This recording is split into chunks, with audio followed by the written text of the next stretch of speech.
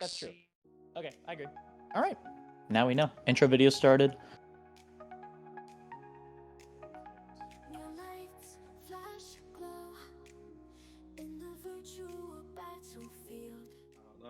Yeah, it's like 1 second, so.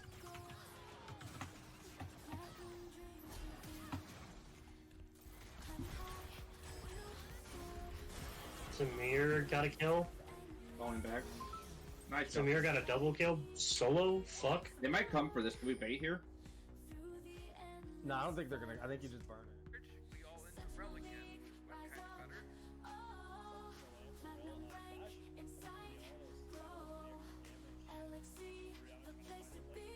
lot of damage coming out of Twitch. Twitch cutting himself really deep as well. Corey, the one that burn is going to come out.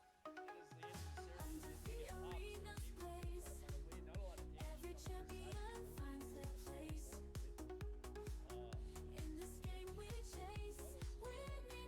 Shen coming now into this fight. The hook is going to connect the double knockup. Massive Seraphine ult into huge kill onto the Misfortune. The Shen is going to find himself a double. The execute is going to come out to the Poppy. Poppy's going to take out the Syndra. The auto attacks are going to still keep on raining. Jinx is still alive. They're 2 health. The flash taunt is going to connect. Syndra, or not Syndra, Seraphine is going to find the W shield coming out. The hiding is still going to keep going on. He's going to dodge the hook. The Phantom Dancer is going to actually find its value in that pick.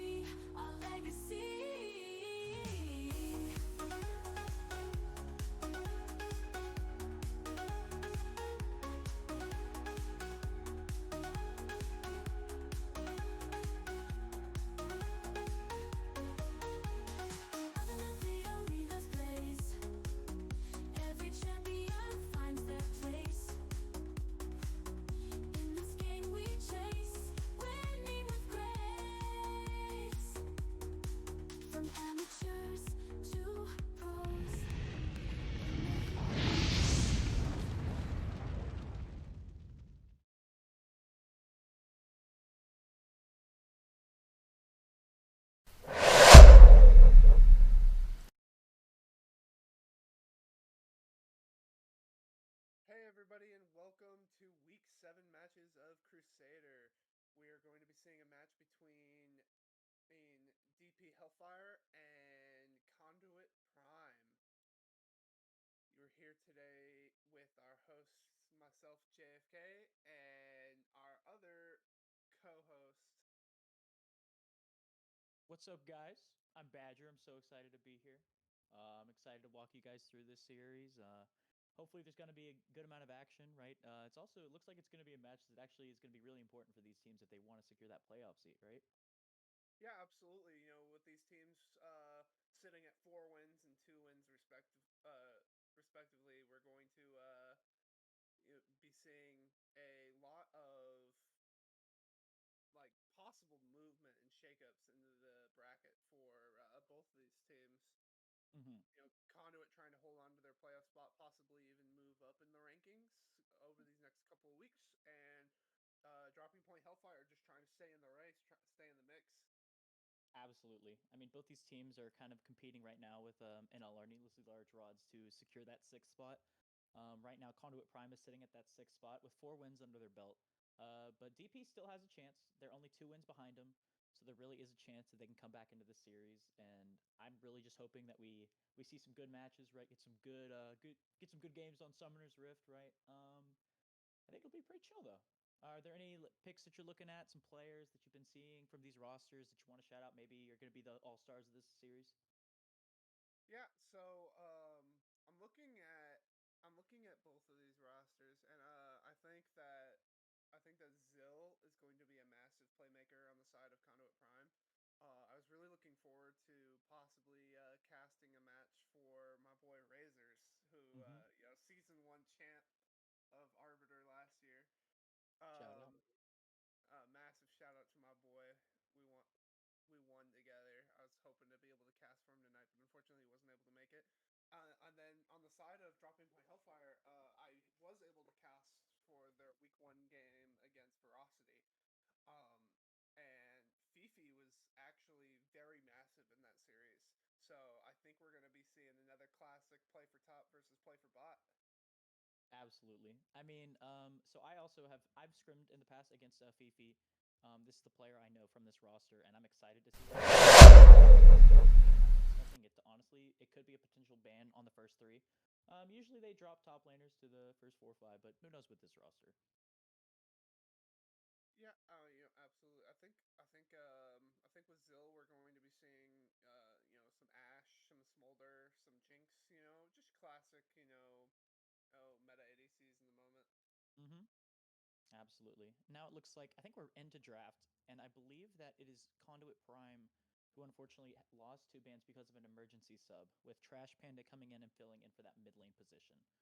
And while he does seem to be an excellent player, it is unfortunate to lose your first 2 bans, right? A lot of the time you do your prep work, and then when you realize, oh, I have to get this penalty, it can suck for a lot of players. Like I'm unfortunate, we were the victim of that unfortunately in one of our weeks against Galaxy, and it really does suck. So I really hope that isn't something that Dropping Point is super worried about, or no, Conduit Prime. I apologize, but we'll have to see here. Yeah, losing bans could be very impactful in new series. With losing your ability to take away champs from teams can hurt you very much in the long run. Mm-hmm. And as I was talking about it, it looks like they did ban the Smolder, and the Ash was banned on the side of Conduit Prime. So I'm thinking we're going to see a first pick Jinx here. I think first picks Jinx here. Also, a AD carry that I think is I wouldn't call sleeper. I think she's very broken. Is Misfortune. I think the champ has the opportunity to be first picked. Unfortunately, not this game. I guess I was wrong there. But Ezreal is also a very solid blind AD carry, so I'm very happy with that pick from Conduit. Yeah, it's a safe pick. You want something that can play make while also playing safe. It also opens up the support pool because with Ezreal you can play engage, you can play enchanter, you can play aggressive like mages, you can play pretty much any type of support with Ezreal because Ezreal just has so much versatility. And Kaisa Nautilus is massive staple bot lane for seasons now. Mm-hmm. It's a stable for a reason, right? Like the lane has so much pressure. If you're an aggressive duo, that is the lane to always play it with. My AD carry, Davis, he's a fantastic Kai'Sa player. We've been abusing Kai'Sa Nautilus so much, and it's been successful. So I'm gonna assume it's gonna work out here for Dropping Point. But also one thing I wanted to touch on with the potential Ezreal for Conduit Prime is talking also about the flexibility. It also has the opportunity to go mid. While it did get nerfed recently, I'm still an enjoyer of it, and there is the opportunity maybe that I believe this mid laner is really going to want to maybe test the limits of the enemy mid laner to see if he wants to potentially play that Ezreal mid here. But with Diana, it still opens up the opportunity, right? That AP jungle. But we'll have to see really how the rest of this draft plays out. Kind of see where it ends up going. I do like the Diana pick because a lot of people won't think about it, but Diana is a very solid flex pick. Diana is a very sleeper mid laner into a lot of the meta picks that are going on right now. You know, you know, champions that would hate to see a Diana are LeBlanc, who's very meta right now. Aurora is not a huge fan of Diana. The Silas matchup is pretty even, and Diana does very well into champions like Hui and Vex, who are also extremely strong right now. Mm-hmm. Absolutely. And I mean, in response from, we see Dropping pick up the Skarner, which I've seen a lot of priority rise up on this patch. I believe he got buffed this patch, especially in jungle. It is a champ that is just, it's a really reliable champ. He has very unique gank patterns that a lot of, especially maybe in the solo lanes, that people aren't expecting. And I think right now, Dropping Point has set up a really good baseline for a really hard, like, brawl comp right now. Yeah, And now we're seeing the Camille and the set bans come out, so both teams are targeting top lane. That's usually kind of how it works. Is you want to target top mid for the second stage of bans. And seeing the Camille and the Renekton ban, those are 2 bans we've seen a lot go towards the way of Fifi. I think with them receiving 2 bans, I do believe that Dropping Point Hellfire will give them counterpick.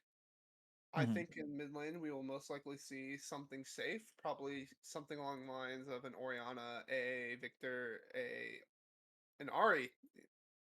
kind of falls right along with those styles of champions. You know, her ult is just able to keep her safe. Really, really strong, solid pick. Absolutely. I think it works well if the Diana chooses to go mid. While it is still the flex, Ari also works well as just a very safe blind. At the end of the day, you're going to be able to just throw out your damage, dash around with Foxfires, dash around with your ultimate Spirit Rush. And now that I talked about it, looks like that Ezreal might end up being going mid here as we see the Misfortune locked in really late for Conduit. Yeah, they wanted to see, the Ezreal solid flex pick like you were speaking about. And with it being a solid flex pick, you can hold the MF to see if the Ezreal mid is going to be viable. I don't know how the Ezreal mid is going to perform into an Ahri. It feels like two champs that are just going to try and farm out and play as safe as possible. I do believe the Ahri is going to eventually outscale the Ezreal and has a bit more roaming potential. Mm-hmm. But with that being said, and the Ezreal has more direct damage, more direct line of fire. So they can be oppressive in lane if Ari isn't careful when trying to shove the waves and look for a roam play. Mm-hmm. Absolutely. And I mean, when you look at it, the Ezreal, while he is able to apply a lot of damage from the distance, you kind of count him as like the AD artillery mage, right? What we see is honestly around him, you have a very solid, just straight team fight comp here, right? You have the Kennen, the Rel, Diana. They're all going to go in with their ultimates, and then you're going to have Misfortune Bullet Time to just rain down there. I think it's a very solid comp. It's also closer to what we were considering kind of the meta right now, right? AD mids are very popular, as well as just using the AP jungle and top lane to kind of fill in that role. But then on the side of dropping point, they have a very standard comp that I love to play. Just you go in, you're going to brawl. This is a very skirmish heavy comp. Ari likes to get involved, especially when she hits 6. She's going to be able to go in with her Nautilus or Skarner, have a Kaisa follow it up. And then also the Mordekaiser, while it might not fit directly into that you're going directly in, it does a great job of taking out a potential threat from Conduit Prime. So say the cannon's going to come in, Mordekaiser's going to ult him out, make sure that slicing Maelstrom isn't going to have as much value. So I think both teams have actually drafted very solid comps, but it really is just going to depend, I think, on the mid lane matchup, especially to see which team comes out on ahead. Because I think that Ezreal mid is really spicy. I will say one thing I'm a little bit worried about for the side of dropping point Hellfire is they have drafted 4 AP. Yeah. Kaisa obviously doing a bit of mixed damage, but with Mordekaiser AP, Ari AP, you're kind of forcing your Kaisa to go AD, which is a less, which is a lower win rate and less popular build right now. Mm-hmm. Or you're relying on Skarner's AD damage, which while with the tank items does get buffed because of the percentages. One thing that is kind of hurting on the side of Skarner is that the Warmog's nerfs coming out and really starting to hurt champions like Skarner who are trying to move around the map and really hurting champs like Nautilus and Rel as well. Mm-hmm. Thankfully, though, that last nerf that's coming, I think on 14-17, I think it's happening tomorrow. So we get one more day of evil Warmogs, unfortunately. That's probably why we see all these tanks over in this draft. But I do think on the side of Skarner, I think there is some benefit for he does a little bit of sleeper damage sometimes. I've seen my jungler Cinerus. He's built interesting builds such as like Heartsteel and Sterix to add a little bit of extra damage on top, and it's actually surprisingly works out. I will say I do agree with you. They do have a lot of AP on their team. I think this Rel is going to have a field day. While she might not be able to do the damage, I think it's going to be really hard to take her down. And potentially for the Diana as well. But now, we unfortunately looks like the game might have been a dodge as we see someone leave, unfortunately. We'll check back in that in a second. I still think with this draft, though, I think the Rel engage is going to be hard to stop for the side. I think if this champ stacks magic resist, it's going to be tough. The Kaisa does have that flexibility in her build, though, like we were talking about. But You yeah, I don't know. now that you bring it up, that was something I wasn't really thinking about because they're not. We don't see a bruiser on the side of Conduit Prime. We see the Kennen. Um, without that super tank, right? We won't be able to see them be able to stack a ton of magic resist. We might see like a Maw come out from Ezreal. Hmm. But other than that, you know, there's no one on their team that's really able to fully stack MR. So, with them picking for magic dealing champions, I don't necessarily think that will be as punishing as it could have been. Absolutely. I also think another item, even just like I know I talked about team calls, I'm talking about one item that gets value on both teams here is just Abyssal Mask, right? Potentially even on like the Diana, right? You're getting so much magic resist as well as MR Shred for your team. It ends up being, I think I saw a video, it ends up getting around, it can get up to 2,000 gold worth of stats from the passive alone on that MR Shred. And when you see all of these really heavy AP damage dealers, you got the Kennen, you got the Diana, you got the Ari, Mordekaiser. I think if these tanks aren't building Abyssal Mask, I'm gonna get a little mad. Is all I'm saying. I think it's such a good item right now, and I think that there's so many opportunities for these players to build it. Speaking of opportunities, how would you feel about lethality at Meth this game?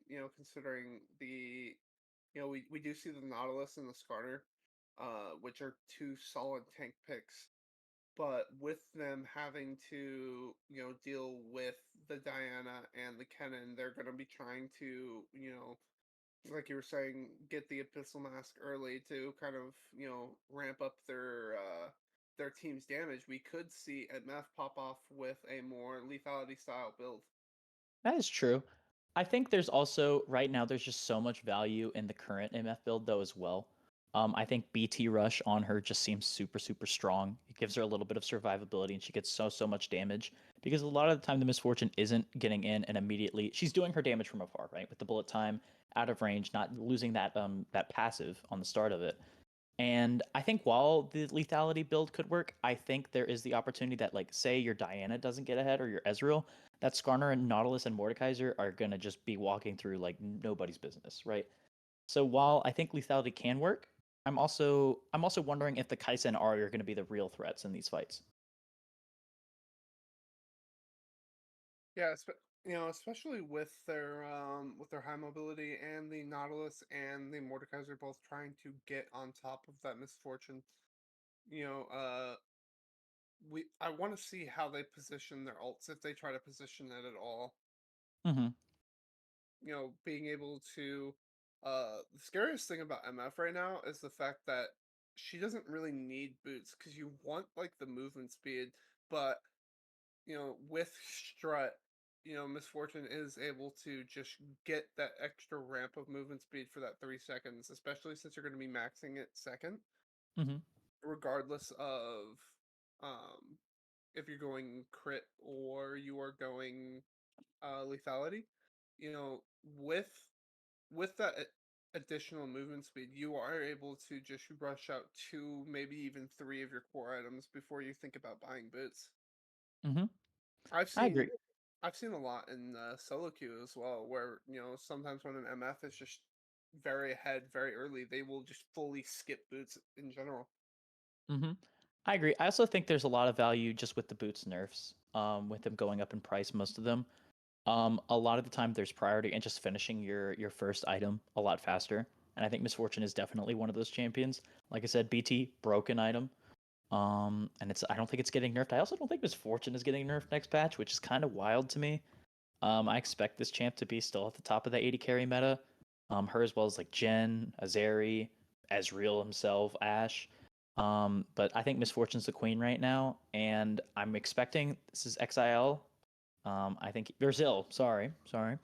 He's going to be just doing an absolute butt ton of damage, right? Like it's just if he has the rel to follow him up, get all the teammates on the side of dropping point, all corralled. I think it's just going to be bullet time's going to rain down on him. I will say, Badger, it seems that you have a lot of fans here in the chat. Oh, I didn't You even know, notice my fans. What the heck are they doing here? People are saying I'm cute. Oh gosh, you guys got to stop it. I'm gonna blush on camera. I can't do that. That would be bad. Can't have we that. Can't have that going anywhere. We love Badger around here, and Mm-hmm. you know, massive fans. All right. Mm-hmm. And look at that. What you think? Oh my! You shouldn't have even mentioned it. Now I'm embarrassed. I'm gonna start blushing. Oh my goodness. Oh my goodness gracious! But it'll be good. I don't know. I think we see Badger turning red. Chat. What do you guys think? Stop. Is it This is hot in good. here, or is it just Badger?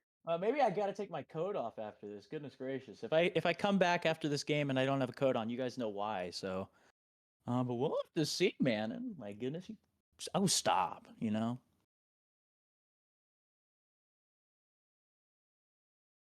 Gotcha. Gotcha. I All mean, right, it looks like we're going back into the lobby. There was a little bit of technical difficulties on the side of Rico, on the side of dropping my Hellfire, but it seems that we're getting back on track. We're getting back into the banning phase. you For can't believe it. I heard he had issues with either his cat, his internet, or his power cord. It could have been all three, but we're here now, which is good. We're well, seeing those bans come through, so yeah, the cat pulled out the power cord, and his internet, kind of was messing up because of it. So it was all three at the same time. that's fair. I mean, it's about as good of an excuse as a dog eating my homework, but you know what? I'll let it slide this time. Maybe he's not lying to us. Who's to say? But I don't know. I think maybe he was getting himself ready. He needed a little bit more time to mentally prepare for this match, right?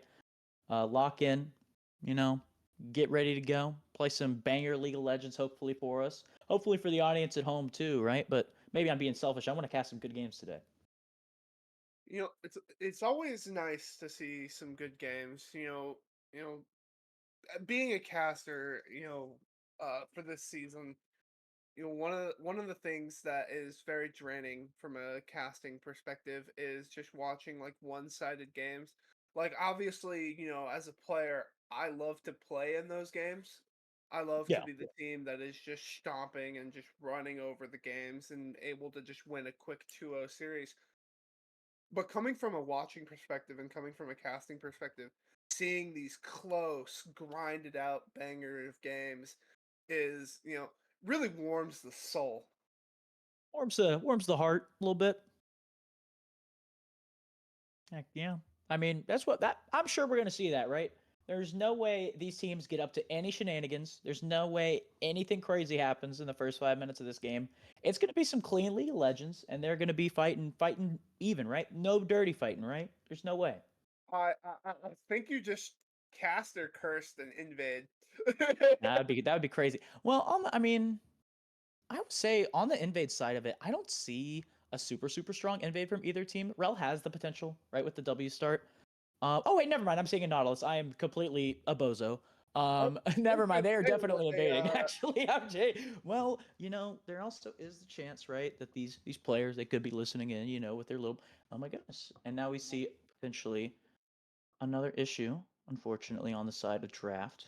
But as these teams are just trying to lock in, right? I guess another the second cat emerged maybe with the power cord. But who's to say really?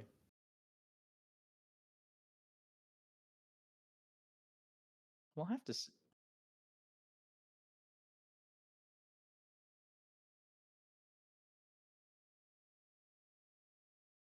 Sounds good to me. I think it looks like while we're dealing with these technical issues, we're going to be going on an extended break. Hopefully, we'll be able to get back to you guys with good news in just a bit. But for now, we're going to be signing off. All right, we'll see you guys hopefully when it's Summoner's Rift time.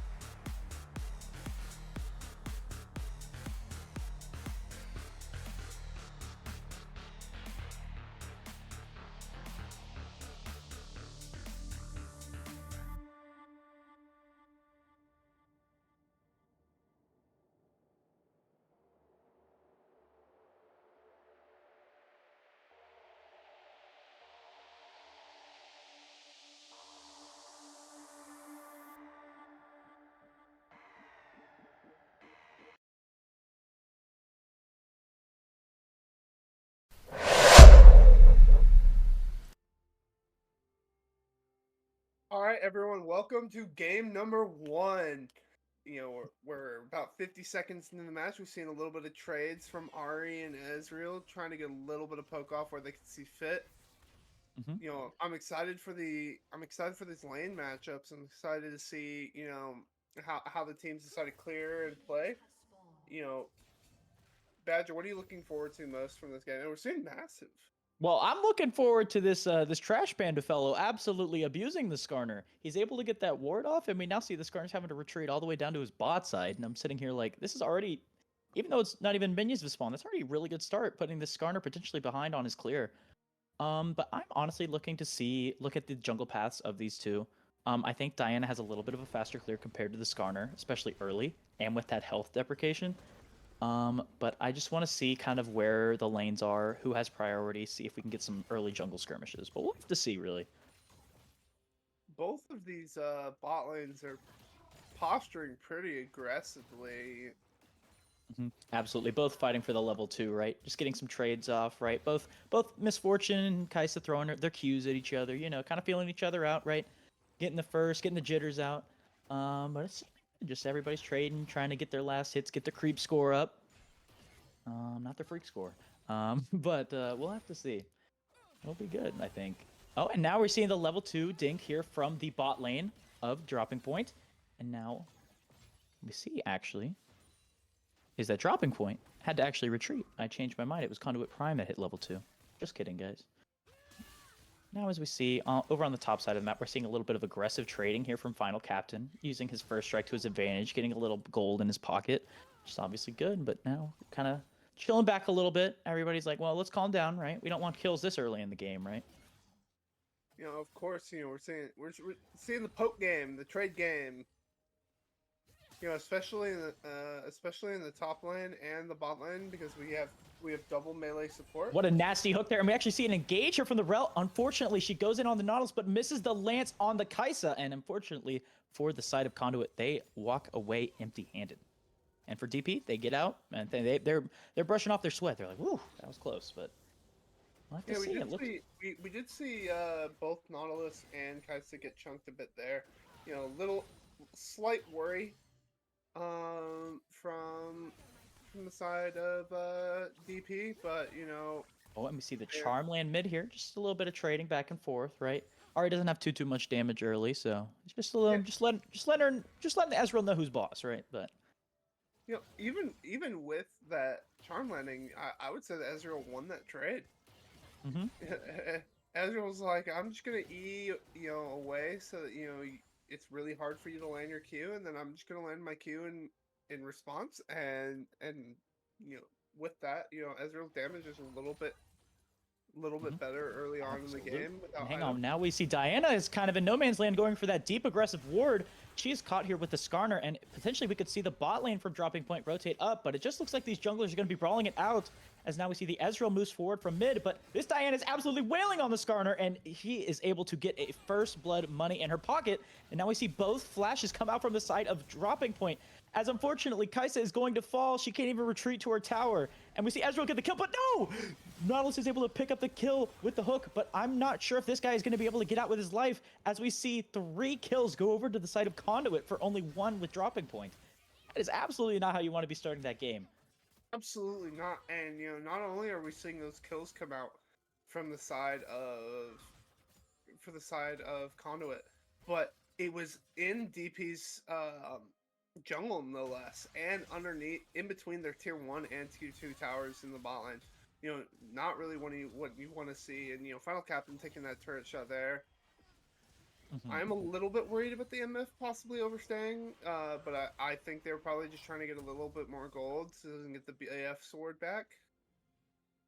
Looks like she's able to get out. Her greed ended up paying off this time. Maybe it won't in the future, but she gets away, which is good. Now we see these supports are fighting over that tri-brush, right? But unfortunately for the Nautilus, Rocky had himself a pink, so that ward is getting absolutely destroyed. And now we see this Rel's trying to move around the map, maybe take some of her gold lead that she got from that bot lane skirmish, bring it over to the rest of the map, donate some cause, right? Say, what's up, guys? Bring you some action too. But honestly, with also the wave states and how they're going, I think that the Kennen is able to abuse the Mordekaiser early here. get a lot of gold. And also this Ezreal, just an 80 mid, is going to be getting the natural push. Just able to trade with his Doran's Blade, absorb life most likely on his side. And I think right now, Conduit is in the driver's seat at this point in the game. Absolutely. We did expect to see Conduit have a little bit of an early lead in this game. With the Ari, needing that time to get items and scale into the Ezreal being able to get a more natural push, and MF just being one of the best early game AD carries in the game right now. But with that being said, we will see, probably around the 15 to 20 minute mark, unless things get out of control, we will see it, it start to flip over a little bit for the side of dropping point fire. Yeah, of course. And also, while that was going on, we see the traditional, oh, you're going for grubs? All right, we'll take dragon trade, right? That's the standard of the early games here in Season 14, right? And I would say a lot of the time when looking at it, we see that the Conduit was able to take the grubs. Actually, now moving forward, we're seeing the Diana show back up in this jungle, and she is getting caught by the dredge line. Oh, but unfortunately, the charm misses from Ari, but she has the Spirit Rush here. I think this Diana is in a really bad spot, but we see the Rel come in to potentially get the Diana out. But now I'm wondering if this Rel's going to be able to get out herself. We see the hook go wide there, and it looks like Crashman is doing a good job of cutting out, and Ezreal's able to secure the kill. And even though Rocky does a great job of trying to sustain that, it looks like he's not going to be able to get... We see a massive Diana ult! And unfortunately, while she gets the 3-man knockup, it's not enough damage. You do not have enough health to be doing this. But we see that both the AD carries, the mid laner, and the AD himself are trading very aggressively here. And now we have Ezreal versus Nautilus at the end of this. And I think that Ezreal, with his PTA proc, is going to be able to absolutely wail on this Nautilus and potentially come out with a kill. As unfortunately, that Q missed, so he doesn't get that reset. And it just looks like it's going to end up being a bloodbath, but looks like it still goes the way of Conduit here. I will say with Conduit, they were able to get out of that sticky situation because of the, a little bit of over-aggression, I would say, from the top lane, from the jungler. My apologies, from the side of Conduit Prime. But, seeing a 4-0-1 Ezreal now on the side of Conduit Prime is a very double-edged sword, because on one hand, stacking gold onto one specific champion can be extremely beneficial, because they're going to hit their power spikes earlier, because they're going to have so much gold, and with so much gold, they're going to be outputting so much damage. And now we're seeing... Oh, and now we're seeing more action here in the bot lane. We're seeing an aggressive play from Dropping Point as the Lance goes wide, but we see this Ari saving her Charm here. We get the hook off, and we see Charm. They do a great job of layering their CC there, and they pick up another kill on this Rel, who has, at this moment, way more deaths than the rest of his team, right? But now we're actually seeing that the 4 members of Dropping Point are making an aggressive move on this Misfortune, and we see the layered CC again, we see the Charm, we see the hook, we see the Scorpion ulti, and of course the Kai'Sa is going to be able to ult in and finish that off. That was a very, very good dive from Dropping Point, and honestly, maybe these tables have turned. That is fantastic from them. Yeah, seeing, the Kai'Sa now has the 4 kills and shutdown of her own. We are seeing, gold stacking onto the champions of both for Dropping Point and for the side of Absolutely. Absolutely. And now we see that this Skarner is potentially out of position here, as he was potentially probably just going for the stones. But Diana said, we're not doing that. And unfortunately, he has to burn a flash to get out of here. And I think potentially they were feeling good after that play, that dive, and he was like, I'm gonna go for something more. But Conduit do a good job of not letting them push their lead. You guys can't push your luck that hard, guys. We gotta be a little cautious, but still very good play overall from the side of Dropping Point. But we'll have to see. I will say, I'm sure you can also mention this, JFK. We're seeing the 2 bounties on 2 really scary champs, the Ezreal from the side of Conduit, as well as that Kai'Sa for the side of Dropping Point. Yeah, and we are seeing the Kai'Sa is opting in for the AP build, which is the stronger build. But we are going to be seeing 4 AP champs from the side of Dropping Point. And, for the champions that have the gold lead right now, the 2 my goodness. It wasn't mentioned there, but that ulti, the Arcane Shift, just barely living, as we see the Ari potentially only on about 15 HP. But now we're seeing aggressive trades here from these junglers. That's just been the threat of this series. has just been these junglers have been fighting back. No Name has been getting in this Scorpion's face. They're trying to abuse Rico, and a lot of the time they've been getting away with it. As now we see Diana with that pressure is going to get the grubs and potentially trying to get 6 under their belt. Yeah, I think with them seeing the possible internet issues for the side of Rico, they are looking to kind of abuse the fact that his clear is just going to be a little bit slower than the Diana's, especially in the early game. And until Skarner is able to stack those types of items. Oh, and now we see actually cut it to an aggressive really trade here. We see that the Rel flashes out, the MF flashes out. We see both ultis used. That is a very, very good trade from the side of Dropping Point, as Nautilus is choosing to aggressive. He's just doing a flash for momentum. And now we see an aggressive TP from Ezreal and the Kennen here. This is going to be absolutely disastrous from the side of Conduit. Conduit is going to absolutely reap the rewards of this. As we see up on the top side, Kennen gets the shutdown on the Nautilus. And now we're seeing Nautilus, Mr. Hookman. He's having to fight for his life, but he cannot pick up the kill on Misfortune. And Dropping Point, unfortunately, is going to be in a very bad spot now. Absolutely massive to give the shutdown over to Kennen, by the way. With giving the shutdown over to Kennen, you are able to create more threats across the map because, you could give the shutdown over to Ezreal, but then the team is able to focus just completely on just shutting Ezreal out of these team fights. But with Kennen getting more gold and getting a shutdown, it's able to make it to where that TP play is absolutely worth it for him. And I will say, from the side of Dropping Point, I was expecting more of a response on the top side of the map, right? We had the Mordekaiser and we had the Skarner hanging out around that top tier 1. And they didn't even end up getting a plate in return for that. Well, Conduit is coming out with a free tower. That's 5 plates. That is a lot of gold. And we're seeing that gold lead show up here with almost 3K on the side of Dropping Point. Or on the side of Conduit Prime, but Dropping Point's making up a little bit of consultation prize. They get their second dragon, getting closer and closer to that soul. Which we are hoping to see, and it's going to actually be Hex Tech, one of my favorite souls, right? You get those Hex Gates. Oh my gosh, I'm fighting for my life. But it's great to move around the map. It's my favorite. It's going to be good. Yeah, so, with seeing them, being down this much gold early on into the match. Hang on, now we're cutting to another aggressive fight here bot lane as Ezreal is potentially out of position, but we're seeing very aggressive flash, and it looks like he might be able to trade on the Ahri, but unfortunately, his Qs do not land. And the Ahri, while she had to flash out, use her Spirit Rush, it's not going to be the trade Trash Panda wanted, obviously, and they're able to get a sneaky kill and a big shutdown for the side of Dropping Point. We're just seeing the constant aggressiveness and being able to shut out the and speaking of aggression here, we see both Skarner and the Nautilus go in. We see the hook land, but that was a really weird interaction. But we see massive pull in from the Skarner. He gets the 2, he gets the Misfortune and the Rel. This Kaisa is applying a lot of damage here, but because of that tower and that rock, it's not going to look like anything's going to happen here. As both teams are like, all right, we're gonna chill out a little bit. And that was actually very good defense there from the side of Conduit. They do a good job not panicking, using their abilities, They actually didn't trade any sums other than, I believe, the Rel Flash. They used ults, but those are at a lower cooldown, so they're just happy. They're happy about that. But now we see another hook come out from Rel. And nothing happens there, though. They're chilling. They're hanging out.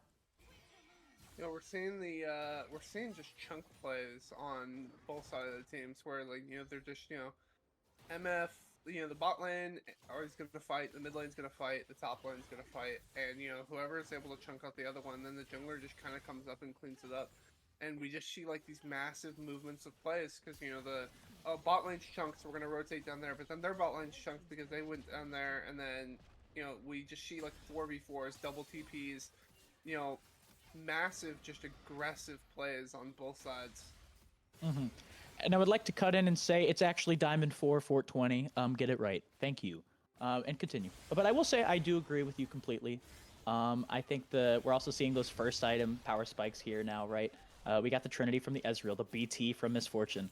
And I think a lot of that's just coming from the benefit of their cross-map plays, right? That double TP, it didn't end up getting punished by Dropping Point at all. And I think that is really going to lead to potential success if they're trying to go for those early skirmishes, those 3v3s, those 5v5s. But we'll have to see. As they're really doing a good job of holding on to that gold lead here. Yeah, they had about a 3K gold lead, going in, and I will say they did lose about 1,000 gold because of the Ezreal shutdown. But since the Ezreal shutdown, they have been, they've been playing slower. They're trying to, keep the lead that they were able to obtain, slowing down the game because they already have such a massive lead. And Absolutely. the side of DP Hellfire, getting both of those dragons early, is really going to be extremely helpful into the late game because they want to try and extend this game to get, make it as long as possible to make that 2K and that 3K gold lead be not as useful as it was. I mean, I agree with you on the extent of getting closer to that soul point, but we also got to account for the fact, right, that this Conduit squad, they have 6 scrubs under their belt, right? That is going to be such massive damage on the split. One champion really underrated in taking the champs is that jungler Diana. She will absolutely shred a tower if she's given the chance. Most likely, it's going to be closer to the objective, so we don't know for sure, but maybe they potentially look later if they have those objectives stacked. They can go for a trade, and maybe the Diana comes out with maybe 2-3 towers just for the heck of it, you know. What we'll have to see is it looks like now they're setting up their vision around this next dragon that's coming up. And we'll really have to see how it ends up playing out. Did I read that correctly? That you hit Diamond 4? Yeah, just Saturday. It was the greatest. It was almost the greatest day of my life, and then I realized it's okay. Chat, okay. can we get a congratulations to Badger for hitting Emerald 0? Emerald for 0 the first is. time. I can no longer be the Chovy of Emerald 2 if I hit D4. That's the only downside of it, but it's okay. You know, I was not. I had to fight there myself, right? No duos or anything, right? That was just hard work. But that don't matter. We talking about the game right now. We talking about how these teams are kind of feeling each other out, getting ready for this next Hex Tech Drake. You know. To see though is both teams are positioning aggressively here as we see Shadowkeeper sneaking around with potentially a really nasty hook on the Misfortune, but there looks like Conduit Prime is starting to sneak it up, but we see this Mordekaiser show up and it looks like he is not able to grab someone, send him to Brazil, but we're seeing a massive Misfortune ulti, but the Nautilus R knocks them both up, and now we see such a split fight here as the carries are positioned up into the center. We see a massive slicing Maelstrom from the side of Final Captain, and unfortunately, while the side of GP is low, they're not able to get those kills secured, as now we only see XIL left alive, and unfortunately, while this Misfortune is going to be fighting back, I don't think they have enough damage, and Dropping Point does a masterful fight there. Yeah, Dropping Point able to get those kills. The Mordekaiser being massive in the ulti, being able to not only secure the kills there, but also being able to secure the dragon. I was very impressed with the Kennen ult there in the end of that fight. Really able to almost turn that fight completely, and seeing a triple kill go over to the side of him. Very, very massive for the for both teams, really.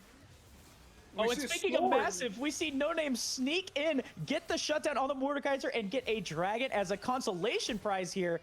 And while now we see potentially they might be overchasing their food, as we see the Kai'Sa is back in this fight, looking on the Diana, especially that Dredge Line's going to finish it, but we see a massive ulti coming out from Diana. They're able to finish off the Nautilus here. We're seeing Rico get involved with both this Ezreal and this Rel, but Kai'Sa is getting untouched here, but we also see a TP coming out from Ahri as she's wanting to get involved. Charm lands on the Rel, gets a massive W and a Q, and we see the Spirit Rush reset here. I think that on the side of Conduit, they are having to run away. Unfortunately, the Charm goes wide, but those Foxfires is going to be able to finish off the job. And honestly, right now, it looks like Conduit is crumbling a little bit as Dropping Point has been continuing to get successful fight after fight here. Yeah, we're seeing the, Rico and Check Your Minimap being able to just completely take their team and just kind of split them apart. These constant, we're seeing the dueling strategy of, just get into this,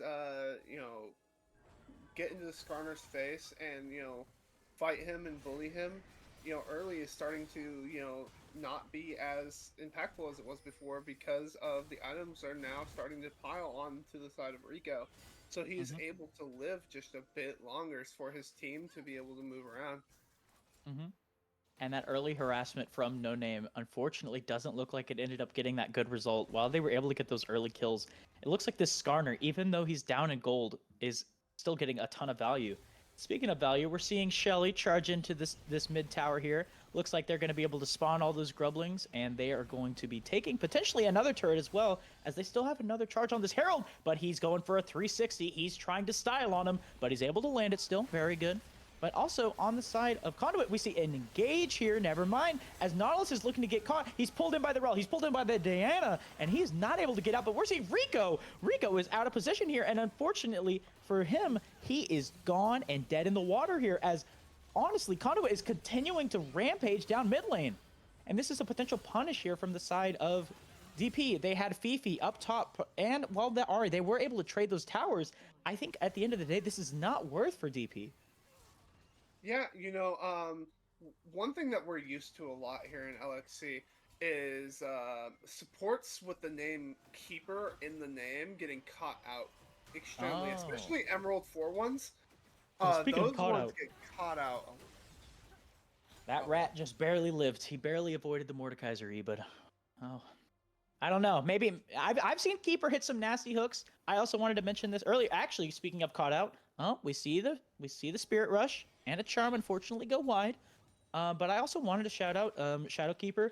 In that early team fight that swung the game where they were able to get the dragon, his Nautilus ulti was able to hit all 3 of the carries as well as stop the Misfortune bullet time. And I believe that was actually what was the key in winning that fight for them. So I think Shadowkeeper, I think we've seen him do some funny things, but I think he's sleeper underrated. I think he's got what it takes right now. I think Shadowkeeper is definitely the best of the keepers. Oh, fair. I can't say who's to say really, but from what I've seen, maybe he is. Who's to say?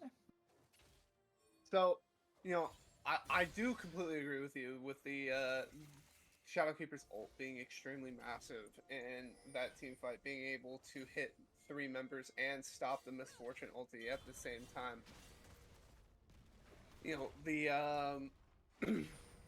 The one thing I also will say I have been decently impressed with is Rico's ultimates have been very key in some of these fights, being able to get the carries and pull them into the pull them towards the back line to, basically allow Ari and Kaisa to just kind of burst them down. Absolutely. And I mean, hey, this guy is abusing the fact that this champ got reworked, right? I have seen this guy hit so many multi-man ultimates, right? He's getting the Misfortune, he's getting the Rel, he's getting the Ezreal. And old Skarner, he's only taking one. He's dragging him around, but this Skarner is getting so much value out of his ultimates here, setting up his team for success, letting the Kaisa, letting the Ari, letting the Mordekaiser absolutely wail on Conduit. And I think, honestly, the support in the jungle have done an excellent job of enabling this team to win these team fights. Yeah, and right now we're seeing a bunch of clearing of the vision from both teams right now, just trying to get as much priority. We're seeing Rico. He was hanging out. He's kind of letting him know he's a strong Scorpion. But we also have to look at the fact that right now, a Conduit Prime's wave is pushing very far into mid. So if this fight were to go bad, there is the potential angle for Conduit to do a lot of damage. But we're now seeing a TP come in from Ari. It looks like there's going to be a battle here. And we're seeing now as they're kind of feeling each other out. Fifi is walking in, not letting anybody care, and she is getting a ton of damage off. But we see a massive hook, and we see this engage. We're seeing all these ultis fly out, but Nautilus is doing an excellent job of ulting the Misfortune, not letting that bullet time come through. Now we're seeing Ezreal in the backline here. Is he applying so much damage? He is not being touched right now, and it is allowed for them to do so much damage. And unfortunately, we see that fight went south. But now looking up top, this actually is game. This is game for the side of Conduit Prime. They were able to get the TP. He was able to get the solo kill. And because of that one fight, this is a game done in 25 minutes. As we absolutely, what looked like a close game is completely over. Yeah, Kennen able to, TP, seeing the angle, like we were saying, is, with the mid lane being open, Kennen just decided to TP mid lane, take a turret, and was able to solo kill the Ari, basically completely turning the tides for both of these teams, forcing Ari to reset and making the game turn into a 4v4. And with the lead that Conduit Prime had in the gold department, the Ezreal and the MF just being able to wail off, and the Diana being able to just solo focus the Kaisa, really turned the team fight for both of these teams. I mean, that last fight was absolutely insane. Extremely well played from Conduit Prime, and you know, it was an absolutely they absolutely tried to make a comeback happen, and respect to our DP players for keeping that game interesting, keeping that game live. Us never really knowing what's going to happen next in one of these team fights, because we're seeing constant picks and then team fights won from DP. You know, I was kind of on the edge of my seat for that entire game. I mean, I'm gonna be honest. I think that that is an instance where, I was kind of mentioning it earlier. The fact that that fight happens, you cannot with those wave states go for that snowball. The Ken was able to get that kill on the Ari, and it was just like the wave was in such a good spot. They were just able to easily end that game. And I need to go back to see. I was honestly surprised at how one-sided that fight was. Trash Panda was putting in an absolute masterclass on the Ezreal there. Like I was very surprised he was able to get in so much damage. He was able to avoid the Nautilus R, get involved, stay on the sidelines, throw out his Qs, and he absolutely was able to take that fight home and honestly helped lead the team to victory there, as well as final captain getting that solo kill right and putting the final nail in the coffin there. Oh my Yeah, goodness. massive team fight there at the end, and massive game from both teams. Well played on both sides. That that game could have gone either way. There was just a couple of mistakes that ended up happening that ended up costing both teams at certain points in the game. And just at the end, it was just good macro calls that divided the team, which was a massive play out for this entire series. Mm-hmm. I also want to the potential engage there from the side of dropping point. It was not the cleanest, right? We see the Mordekaiser potentially going in trying to face check, and while Mordekaiser can sometimes get away with it, if they're not able to get their ult off immediately and get that value from just going in the 1v1, going in the dojo, right, with a carry, you're gonna get kind of whittled down a little bit, and we saw that. And honestly, Fifi was not able to really be a part of that fight, and I think it just led to Conduit just being able to absolutely hammer. The Misfortune and the Ezreal were able to make space, right? The Mordekaiser's not a problem for them anymore. The Ari was also dealing with the Kennen up top, so the real only damage threat was the Kaisa. So they were able to whale, just kill the Skarner, kill the Nautilus, and like I said, that wave state and just the fact that they were just like, hey, we'll take the game in under 25 minutes too, which is impressive. I don't think I've seen a game end that fast. Um, at least in my casting debut, but or in my casting career. Who's to say? But yeah, it's still a banger game. I'm surprised it ended that fast, to be honest. you know, uh, Extremely well played from both sides, and I'm very impressed with everything that happened in that game. Mm-hmm.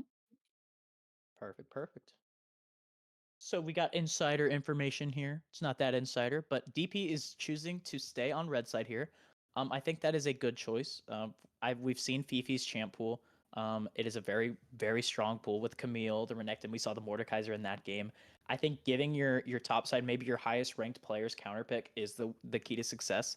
Also, if you do not have the if you don't have those prio picks, right, like those picks that you are trying to contest between both players, I think red is a lot of the time the better choice for teams.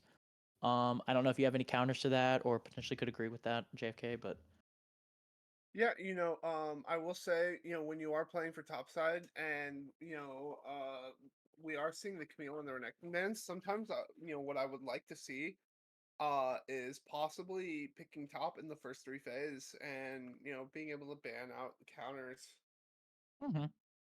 I do agree. I do think I've seen a lot of value coming in from like that R3 pick, right? And so for instance, like I'm just going to use the example of like Camille, right? You pick Camille on R3, then you ban like the Jax Renekton, those like two like notable counter picks, right? Kind of giving her a little bit of safety, especially if it is one of Fifi's better champions. I think that is something they could potentially be looking for. Also gives you a little bit more flexibility in the mid lane. We saw how strong Trash Panda was, so maybe that counter pick could give them a little bit more of an edge. But we're gonna have to see. I'm trying to think. I think that Misfortune is gonna have a lot of value. That Ezreal might be a ban from the side of Dropping Point. I think it was really strong. Um, but yeah, I think that that 80 flex is just it's really strong. I think a lot of teams need to Need to hop on it, man. Play some Smolder, play some Zeri, play some Ezreal. They're stinkers, man. That's all I'm saying. I'll have to see. I am interested to see from the side of DP Hellfire. You know, I'm very excited to see if we'll see some draft swaps from either of these teams. Mm-hmm. I think we'll see a little bit of change. I personally, looking at it, I don't think the Mordekaiser is the strongest pick. I think honestly, you're wanting to. While it is good, I think it added a lot of AP on the side of dropping point. And I think while it gets a little bit bullied by the Kennen early, right? That Kennen went first strike. They did a good job of getting that early gold, right? Especially in those lanes that are kind of hard to kill. Just getting first strike, getting a little bit of that extra edge can be really helpful. And we saw that in a lot of those Kennen team fights, right? That extra gold really helped carry in those slicing maelstrom ultimates. And I don't know. I think Kennen was a very good blind. I'd love to see if they pick Kennen again. Nasus is a champ that's rising up right now. Does very well into Kennen. Also, it's not probably not going to be seen here, but Nasus mid. I don't know if it'll be seen. It's good into some 80 mids. I think the dog. I think the dog is back. If that champ gets nerfed though, I will be laughing. It'll be funny. What? We have seen Nasus be pulled out in pro play. You know, seeing Chovy being able to play that champion in the mid lane, um, has been very fun to watch, Mm-hmm. and s- seeing seeing I don't necessarily want to say like low skill cap champions being played in pro play is always nice for me to see. Um, one of my personal favorite players is BDS Adam. Mm-hmm. Um, being able to see, champions like, Darius, Garen, Set, champions that, we don't see a whole lot of in, these upper echelons level of play, or we're starting to, see players that are able, that have played these champions for so long that understand how these champions work. Hmm. You know, I being completely. able being able to see those champions is really exciting. Yeah. For sure. I know you mentioned Adam. One of his staples, right, is the Garen, right? And speaking of Chovy, also, I've been seeing stuff about him playing Garen mid, and I think that's one of you ever have a champion where you're just like that is like I just hate him, or her, but just like that champion I despise him. I think they're and Garen's up there for me, right? You can punish him especially mid lane. You play against them, you're trying to trade into them. They have such good sustain with shield. They're passive. And then at level 6, they're just like, all right, I'm going to flash on you, I'm going to knight you, and you're going to die. So I think there's a lot of value in those simple champions, right? But we'll have to see. Maybe those simple champs will come out here. Who's to say? Looks like we're moving into draft now. I will say, you know, as a mastery 62 Garen, Oh my. you know, uh, I don't like the slander on my boy. Oh yeah. Why? What's your defense? Tell me why I'm not able to poke him out early as a control mage. Well, you don't do enough damage early. Fair enough, I guess. I guess that's the answer. And Your goal against Garen is you want to just wave clear. okay. You And now you want also. Oh, yep, perfect. Yeah, you got to wave clear, right? You get the Tiamat, you get the Stride Breaker, and you're making someone's life miserable. But oh, apparently absolutely. now. Mhm. I've been pulling it out in solo queue. Mm-hmm. It's a solo queue beast. But hopping back now into draft also, while it doesn't show on the draft here, it looks like Dropping Point elected to ban the Ezreal. Unfortunately, it looks like they were not able to get that ban off. As now we see another ban not go through, it looks like we might potentially be redoing draft as both teams are not able to get their bans out. Well, Conduit Um, is actually purposely not doing the first two bans because of the glitch on for because of the e-subs. Sorry, that's what I meant to say. mm-hmm. And now we're seeing, as it looks like there might be some talk potentially about moving on in the draft, but it does look like Dropping Point is not able to get their bans. So I would potentially guess here that there is the chance that we see a remake here.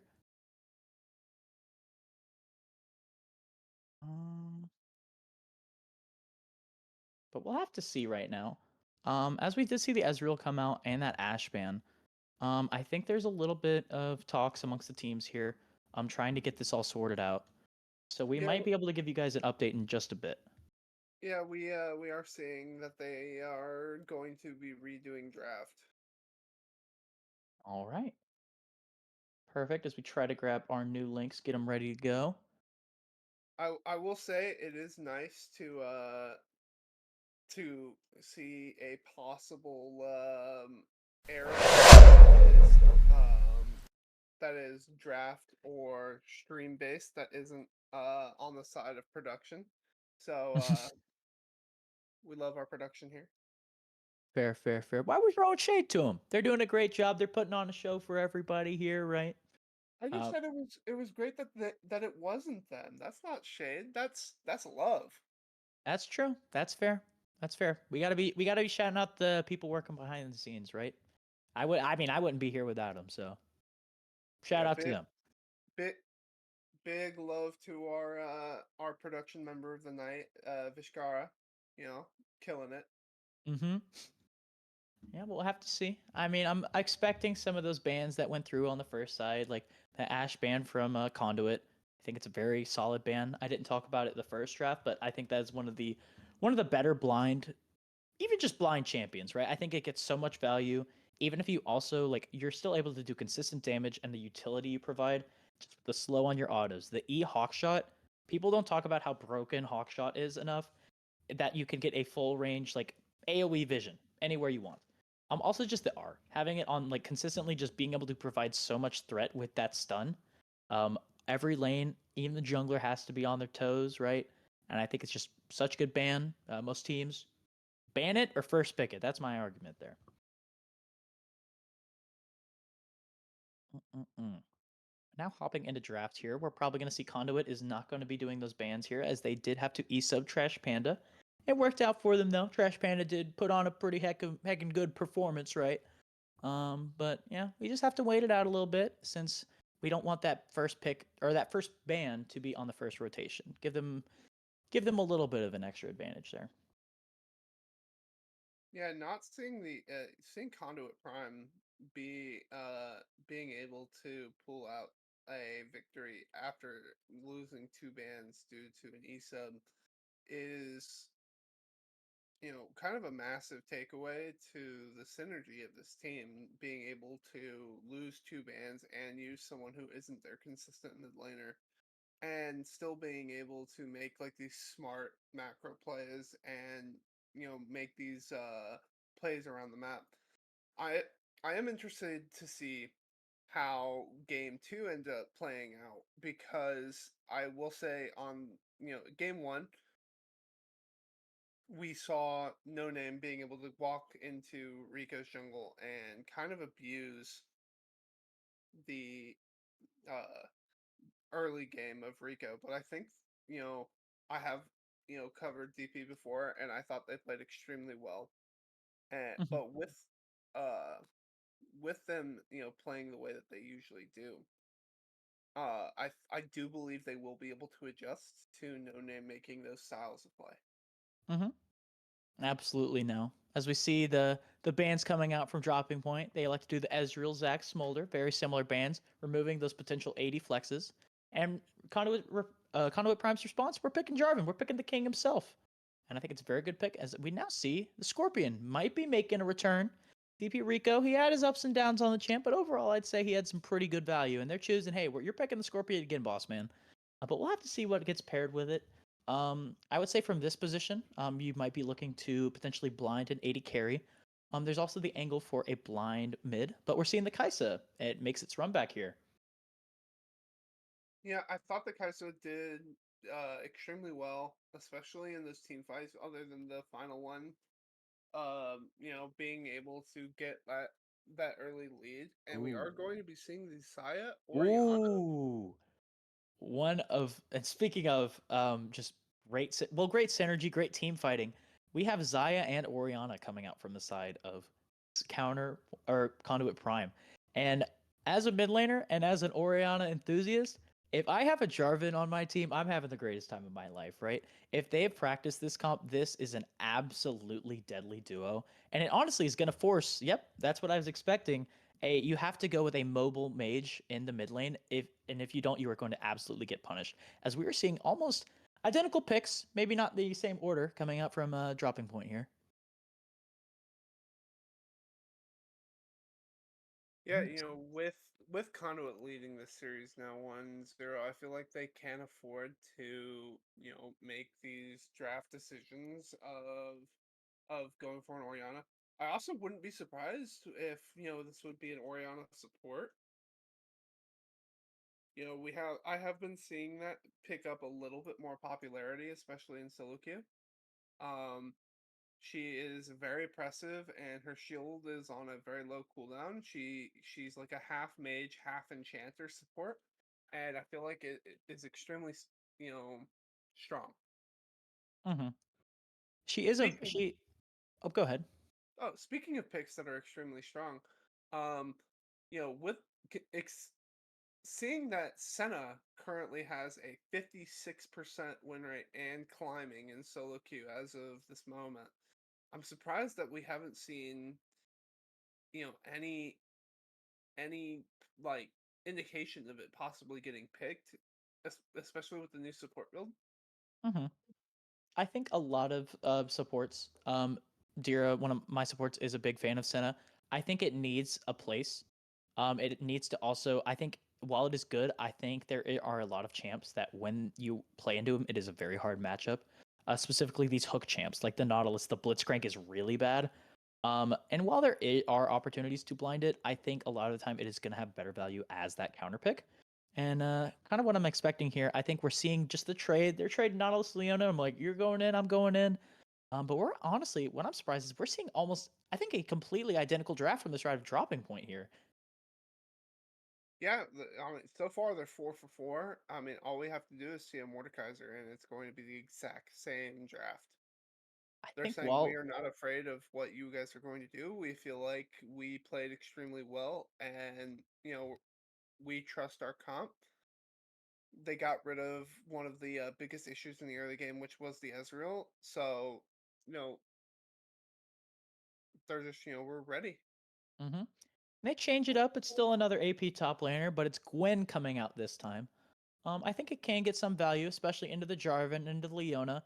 But I will say I am very impressed with Conduit Prime's drafting here. They have set themselves up for such success in this ball comp style, right? You have the Kennen, you have the Leona, you have the Jarvan, and then you got a Shockwave following it up. It is going to be so much threat. If the Jarvan lands his Cataclysm on anybody, they instantly pop. And while there is a bit of mobility on the side of Dropping Point, I just think that is so much wombo potential. And I think Dropping Point are really going to be having to play on their toes if they're going to be able to get out of this, to be honest with you. Yeah, I think, with how, Dropping Point's playing style, I will say that it feels very, linear into the side of CEP, to where CEP is trying to play, you know they're trying to play the ball comp, Zaya with the self peel, Leona with the massive engage. Leona's just gonna E in, ult on top of someone's forehead, Jarvan's gonna ult on top of them, and then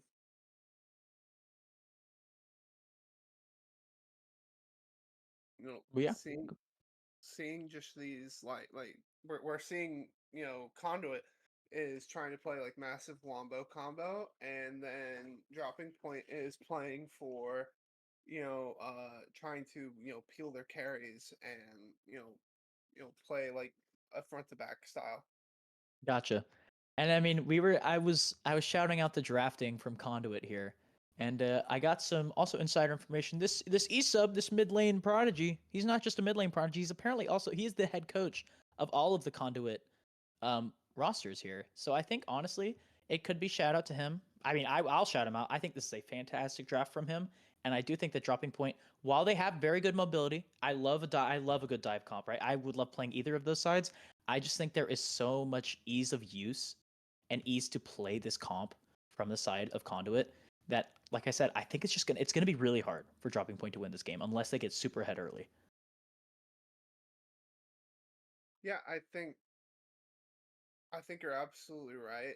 I want to believe that, you know, that dropping point is able to come into this game and make a big difference. But with what I saw from last game, you know, I think Conduit's macro plays just kind of overwhelm them.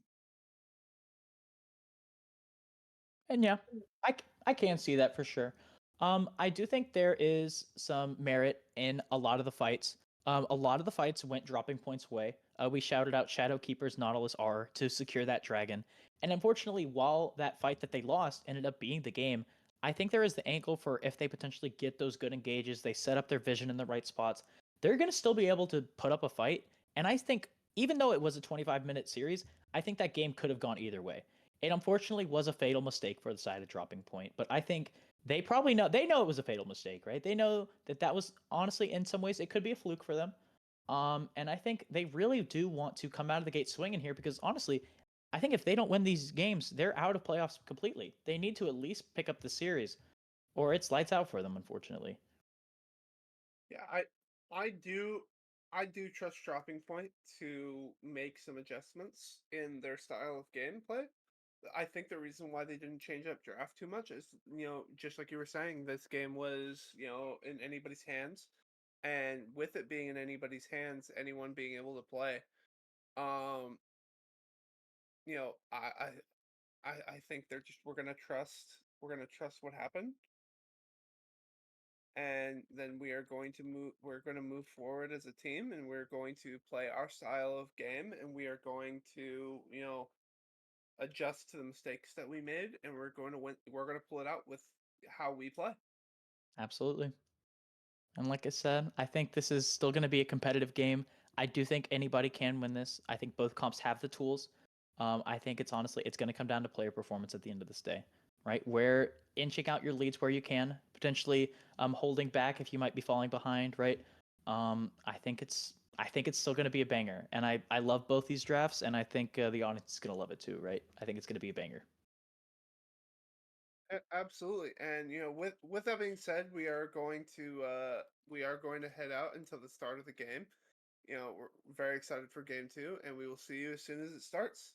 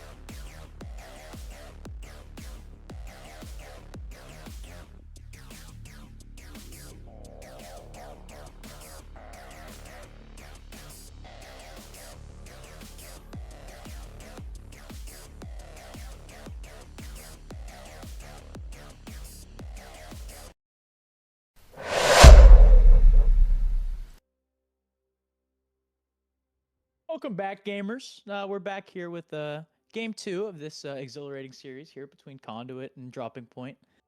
Conduit. Oh, we're looking at these junglers right now. They're still battling. Now we see the supports doing the same thing. There's a lot of commotion here in the mid lane. But right now, I think don't really have the damage to get this done. But they're actually they're just doing a little dance right here in the mid lane. I don't know, just feeling each other out. Nobody's trying to get that deep vision. They're just okay to kind of sit in this 5-point here. Yeah, they're doing a little dance. They're walking back and forth, you know. We like to see them move into the grooving. Mm-hmm. Orianna doing a good job of just setting up her ball, make sure no shenanigans is going on in that top side. Getting a little bit of an early trade. That's what Trash Pan is all about, right? He's been getting those early leads with the Ezreal poke last game, the Orianna ball this game. But we're going to have to see as these early lanes are starting out. I'm honestly expecting a lot of similar patterns from game 1. We're going to potentially see the Kennen get the shove into the Gwen. We're going to see some early action here from the bot. And actually, we're seeing also even some aggressive trades here from mid lane, as Orianna actually has a very deceptive level 1, just with her passive autos. Stacks up so much. And Ari, she's got to be a little careful. But we'll have to see here as... see this Nautilus getting in a decent position, but...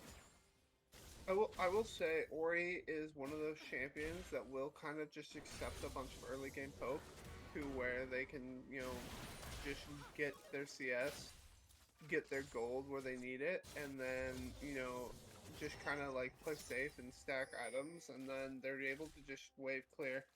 I like the Ori pick into Ori because of the massive wave clear at 1 item. I do think the potential, there is benefit for playing Ahri in this side of the matchup. It is very even. I think Ori actually has the potential to lane bully here a little bit. Also just the threat with the Jarvan. If this Ahri doesn't have Spirit Rush, which he doesn't have right now, as we see it, and actually really early invade, we see Jarvan land his combo here, and this Ori is wailing on him, and I think while the tower is tanked, actually very nice flash, I think actually avoided that last Q, and Minimap is able to get out with his life, but unfortunately he's gonna have to burn his flash and TP here. Yeah, it's the classic Jarvan level 3 gank. You know, you gotta watch out for the 2 or 3 camp Jarvan. You know, you gotta have vision in Jarvan's jungle so that you know where he's going to be. Absolutely, that guy is a stinker in these early fights, especially. In late game, it's like you get that level 3 power spike for Jarvan. Right now, he's kind of like, all right, I did my action. But now he's kind of going to go back to farming a little bit, maybe look for some stuff. But I think he's also, with that comp, is going to be looking for the level 6, right? Because this comp, from the side of Conduit, pretty heavy level 6 comp, right? They're trying to team fight. They could be looking for those like early fights around the dragon. Just that Orianna Shockwave, Jarvan Cataclysm. But we're seeing just these lanes play out. A captain getting traded out a little bit. And we actually see that we got a Skarner looking around. Unfortunately, not finding anything in Jarvan's jungle. He's just there to lay some wards down. Just make sure Jarvan's not up to any funny business here. But he's on the other side of the map right now.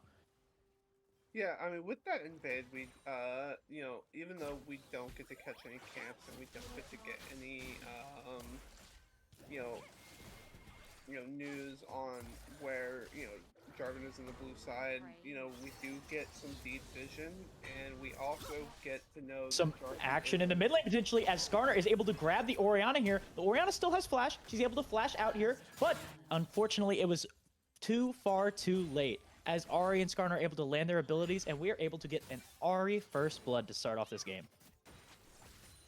I like the aggressive, I love the aggressiveness in the mid lane. You know, we see both summoners down on both sides. You know, them not able to get the Ahri, but they are able to get the Orianna. And speaking of aggressive here, Rico is still on the move as he is on this Leona here. But what they don't know is that there is a Jarvan right behind him here, and he is in a very good spot. But unfortunately for Rocky, he's having to buy time. But we see a massive recall there from Xayah as she's able to get all 3 members, and Shadowkeeper, they're having to burn their flashes. But unfortunately for them, XIL gets the massive flash and is able to pick up the kill on the Nautilus. It was kind of out of position there. Yeah, Zill doing very well on getting that kill. We see an Orianna rotate down bot. I will say the flash is a little bit unfortunate that, you know, Zill wasn't able to use his E to get a massive stun onto that team. Because if his E had been up, I think we might have seen a triple kill there. I agree. I think that he was still able to get that value out of that early E, right? Like, at the end of the day, it's a root, but like right now she doesn't have her items under her belt. She's not gonna be doing too much damage. I think maybe it is unfortunate that she had the flash, but I think also if I'm an 80 carry, I'm like, yeah, get an early kill for a flash, right? I'll get ahead. I want to put this other 80 carry in the dirt, and I'll use any golden I can to get that advantage. But also from that play, Conduit was able to get the dragon, which is fantastic. And we're still seeing, even with the dragon gone, there's still more action bot lane. As we see, this Nautilus is making sure that XIL has to walk all the way back to his tower. Fortunately, not getting those greedy bases like he did last time, but he still has got some pretty good amount of money in his pocket, right?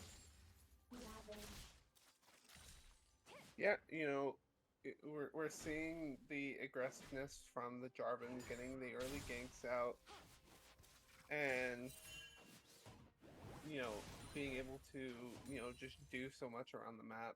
The you know, getting the early objective is very important for the side of Conduit. You know, we want to see them able to, you know, produce these leads because they do have the more early game centric comp. I agree with you. And speaking of objectives, they're able to claim both that dragon as well as they get all 3 grubs to themselves, right? But actually, looking now at the bot lane, we see that Xayah, she doesn't have her support with her, and they're choosing to trade aggressively. And unfortunately, she's having to burn the barrier. And now we see there's a massive wave stacking on this bot tower. But with the hook going wide, I think there is a chance here. But they're actually doing a fantastic job. Nautilus is so tanky. Guys is just able to free hit, and they just pick up that early dive. Unfortunately, that's punishment for the Leona roaming up to go secure those grubs.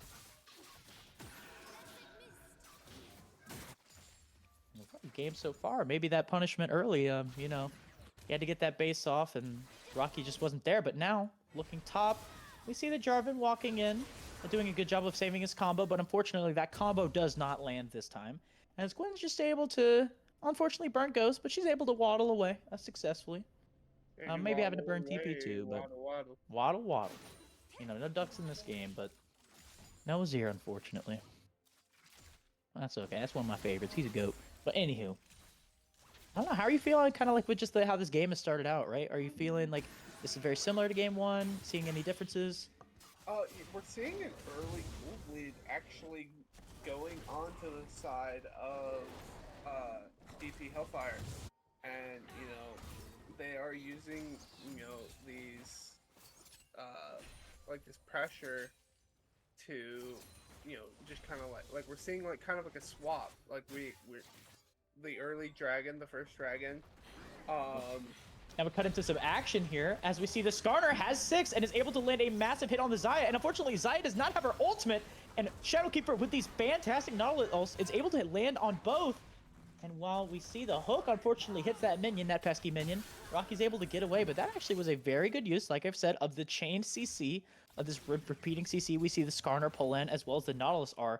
And that's just, honestly, that's punishment. Again, for the Xayah, not being able to. But now we're seeing a little action mid lane. And now, cutting up to top, we see that Kennan's using his Slicing Maelstrom. Gwen, unfortunately, she has the needles, but it does not look like it's going to end up working out for her, as she's just, at this point, just buying for time, and unfortunately, her time's run out. Yeah, you know, we see the, you know, every time there's a play to be made on the bot side of the map where we see Skarner go and gank and being able to kill the Xayah, we see Jarvan make a play on the top side. You know, we like to see the cross mapping. And Jarvan actually resetting after getting that kill where Skarner immediately went into Jarvan's jungle and took their buff. We're seeing some aggressive trading here, and we see that the Rico might have overstepped and unfortunately gets caught by the shockwave into the Q, into the W. But we're seeing some aggressive trading here as Ahri flashes away, choosing to auto him down. But unfortunately for them, Trash Bandit does an excellent job of using his buffs to his advantage, using his spells, not missing. We're seeing some action now bot lane as well, as Nautilus is in no man's land here, but we see the Kai'Sa choose to engage in. This might be a little too late as she flashes in to potentially avoid the Blade Recall. But the Leona is honestly just going to be able to duel her to the death here. And if Ghost is not able to get in rage, which it doesn't look like, I think they might be. Never mind. We see the Leona go in with E, and Xayah does an excellent job of securing that kill with the feathers. I was really hoping when we saw the flash come out from Zilla that we would see a flash E onto the Kai'Sa, since we knew that the flash and the ult were down. Speaking of talking about overextension here, as we see that this Skarner is showing up and saying, you're not getting away with this, as we see the Xayah drop down. And unfortunately, that is a lot of gold in the pocket of the Scorpion. But luckily for them, Rocky gets away. Scot-free, right? He gets the stun. He's like, I'm leaving. I got to go. But honestly, for the side of Dropping Point, that kill actually sets them up for a potential dragon here, as all of their members are in really good position. But speaking of positioning here, the Ahri is forced to Spirit Rush out as Jarvan shows up with a ball in hand. Oh, but we're seeing some Spirit Rushes here, making sure this Jarvan doesn't get access to this pit. We see the Charm land, but without Spirit Rushes, this Ahri isn't going to be doing too much. And the only real threat here to this dragon is potentially Trash Panda throwing in an Ori ball, maybe throwing in the Shockwave, but it does look like it's going to end up going the way of Dropping Point. Yeah, we see the dragons, getting split, and And some action here as the Scorpion and the Nautilus show up, but they don't know that they have the side of Conduit is all in a very good spot, and we actually see a fantastic Leona ult into an Orianna Shockwave. And while the Scorpion is able to hit the ult, it only lands on the Leona, and that is not the target you want, as they actually do an excellent job of letting the Kennen get involved and secure the kill on the Skarner. We see Leona go in with E, but we see a flash in from Jarvan as they are doing an excellent job of layering their CC, and Orianna is the one who comes out with the gold in her pocket. Yeah, and we see a little bit of a trade in the bot lane, just trading a little bit of autos, but this Ori is starting to become a massive issue, and Kennen going up 2-0 now as well. Gwen able to get a little bit of plates up in the top lane, getting 3 plates down. Speaking of Fifi, while she was able to get those plates, she unfortunately gets caught out, and with the Kennen TP, even though Burning Ghost, she still unfortunately falls, and that is just an unfortunate overstep from Fifi there. As while she was able to potentially pick up those 3 plates, it's not in a good position, right? The Kennen is able to still get this push, and he's able to get some plates back, and Fifi doesn't have a teleport for herself. Yeah, and we see Conduit now get all 6 of the grubbies, And I will say, Conduit getting the grubbies is way better than a Gwen getting the grubbies, right? A Gwen with those grubbies is absolutely a monster. But speaking of the top lane, Rico's showing up. He's saying, hey man, I'm not letting you just get this tower for free. He's picking up this wave. Unfortunately, Fifi's probably a little sad that she wasn't able to get it. As we see, Kennen ended up getting 3 kills, and he's also brought back that CS lead, which is good. We're seeing some action here. It's very action-packed, right? These are very brawl-heavy comps, and we're looking to maybe see some action mid as Shadowkeeper showing up, saying hello. Oh, unfortunately, he misses the Q, and we see the Orianna Shockwave come out, but there are Spirit Rushes here, as we see that Ahri chooses to Q, or are out there, and chooses to not go for the aggressive play to continue chasing down this Orianna.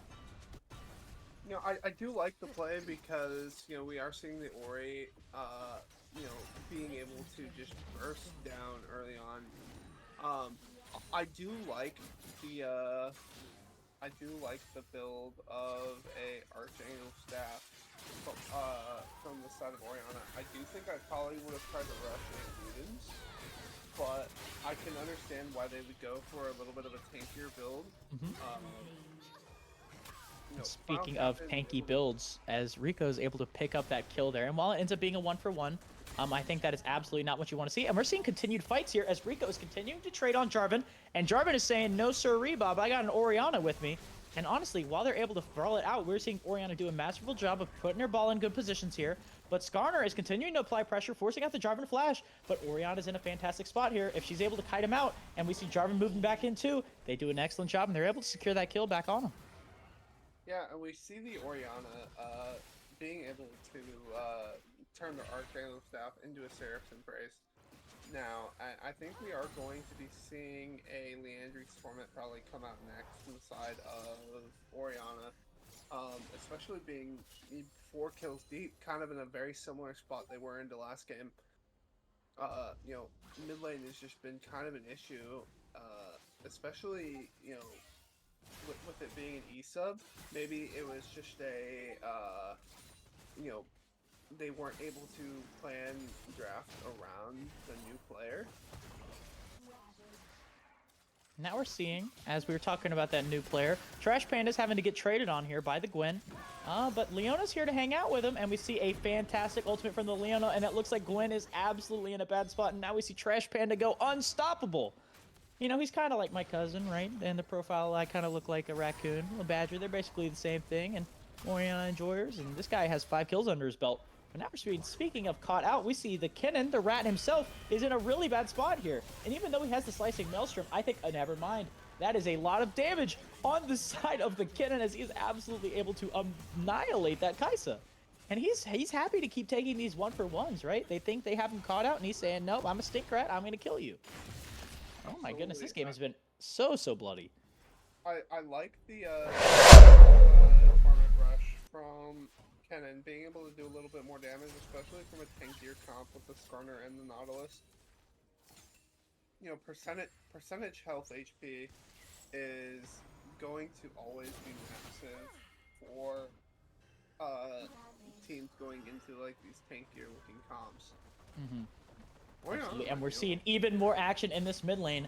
And while it is the 2 tanks, the 2 beefy frontliners, I do think there is a Kaisa in the woods, and she's able to RN like I thought. We get the Skarner ult out, and even though we get a massive shockwave, it's not going to be enough. He has no reinforcements to help follow up on that.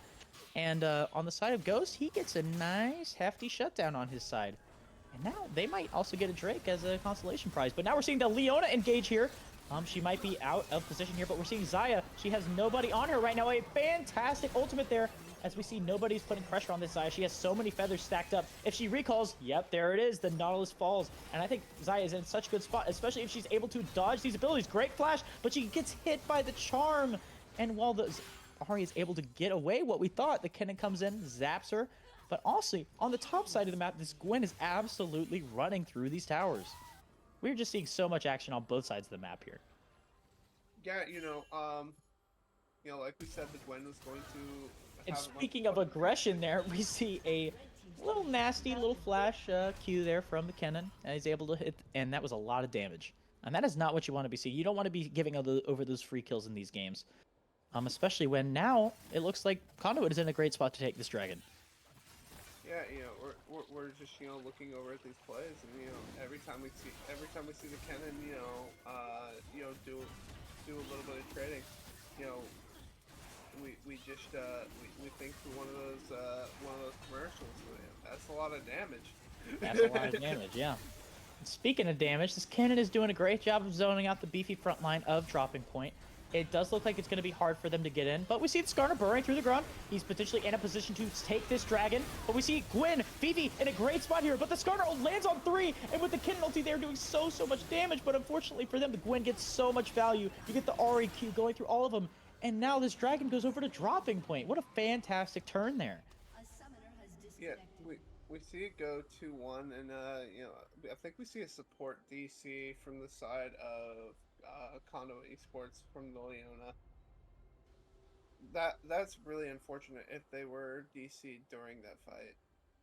Absolutely there. Now we're seeing, hopefully we're back into the game here. And we see Dropping Point is able to take away that win. Nice prize there. But still, the side for Conduit, they still have a pretty solid gold lead. It's sitting at 3K. This Xayah is still in a very good spot to carry this game. But still, I think that is a really good starting point for Dropping Point to get back into this game. I think Fifi is actually doing an excellent job of, even though this Kennen is ahead, she is getting value out of the fact that she is a split push machine, right? And we're seeing she broke open that top turret, and it looks like she's going to be maybe getting bot turret as a consolation prize. And while Jarvan's in the area, I think that's going over with no contestation. Yeah, you're saying with them being ahead, they actually are only ahead about 800 gold, which, considering the Kennen is 8-3 to Gwen's 2-4-2, 800 gold is not a whole lot. Completely agree there. I think it's also just like, is Fifi going to be able to get value out of this potential low economy that she might not want? And is Kennen going to be able to get value out of the fact he has a lot of kills under his belt? And if they're able to swing these team fights, especially with Big Bear and Nasher showing up, I think that this could go either way. But right now, I think Conduit is just in a... It's going to be very hard for Dropping Point to get back into this, I will say. I will say, when it comes to team fighting, I think that Conduit has a much easier team fight setup. And not only do they have a much easier team fight setup, but they also have the gold lead and a 6-kill lead. Mm-hmm. And a lot of the massive gold difference that we're seeing on the map is actually from the Orianna going into the Ahri with a 1200 gold lead just on Ahri alone. Mm-hmm. I Now, think one thing that does scare me is that for the side of Conduit, we have 4 members of their team sitting on 1,000 gold in their pockets, where we only see 2 members of DP Hellfire, sitting on over 1,000 gold.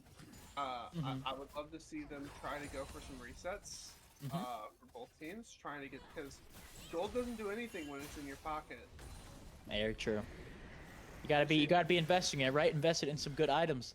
Speaking of investing, they're choosing to use that Rift Herald topside. Shelly's able to get that charge off, but they don't get the tower, unfortunately. They don't get the grub spawn. They didn't ride in. But it does bring up all the members of Dropping Point. They do a good job of bringing it out. We see some potential vision trading here on the downside of it. But it looks like Conduit knows. Conduit knows what's up. And it looks like while all 5 members of Dropping Point are grouped together, I think they're not really going to be able to get anything, as there aren't really any huge objectives on the map right now. Yeah, with the objectives for both teams, I think we're gonna try and see dragon stacking from both of these teams. I wouldn't be surprised if we saw even possibly an Elder come out this game. This game feels a lot less one-sided than the very first game, and I do love seeing the fact that this game feels a lot more even. And Picking up, we're seeing a little bit of action here as Kaisa, what are you doing in this position? As she is getting the ult absolutely layered on her, but we see a massive 3-man Skarner ultimate, but he does not have the damage to follow it up. And on the bottom side, we see that Orianna is able to take the kill on Gwen, but we see that Xayah now is getting so much damage, getting the ultimate off, getting so many feathers set up. Xayah is in the perfect spot to carry this fight, with the Kennen following her up, getting a double kill for himself. The Rat is back, and he is tracing for more. Unfortunately, he doesn't get any more, but it sets up Conduit to potentially look to position for these aggressive trades. And unfortunately, Jarvan's not up, so they're probably not going to go for this Baron, but that Dragon's spawning in a little bit, and that's a pretty good constellation prize.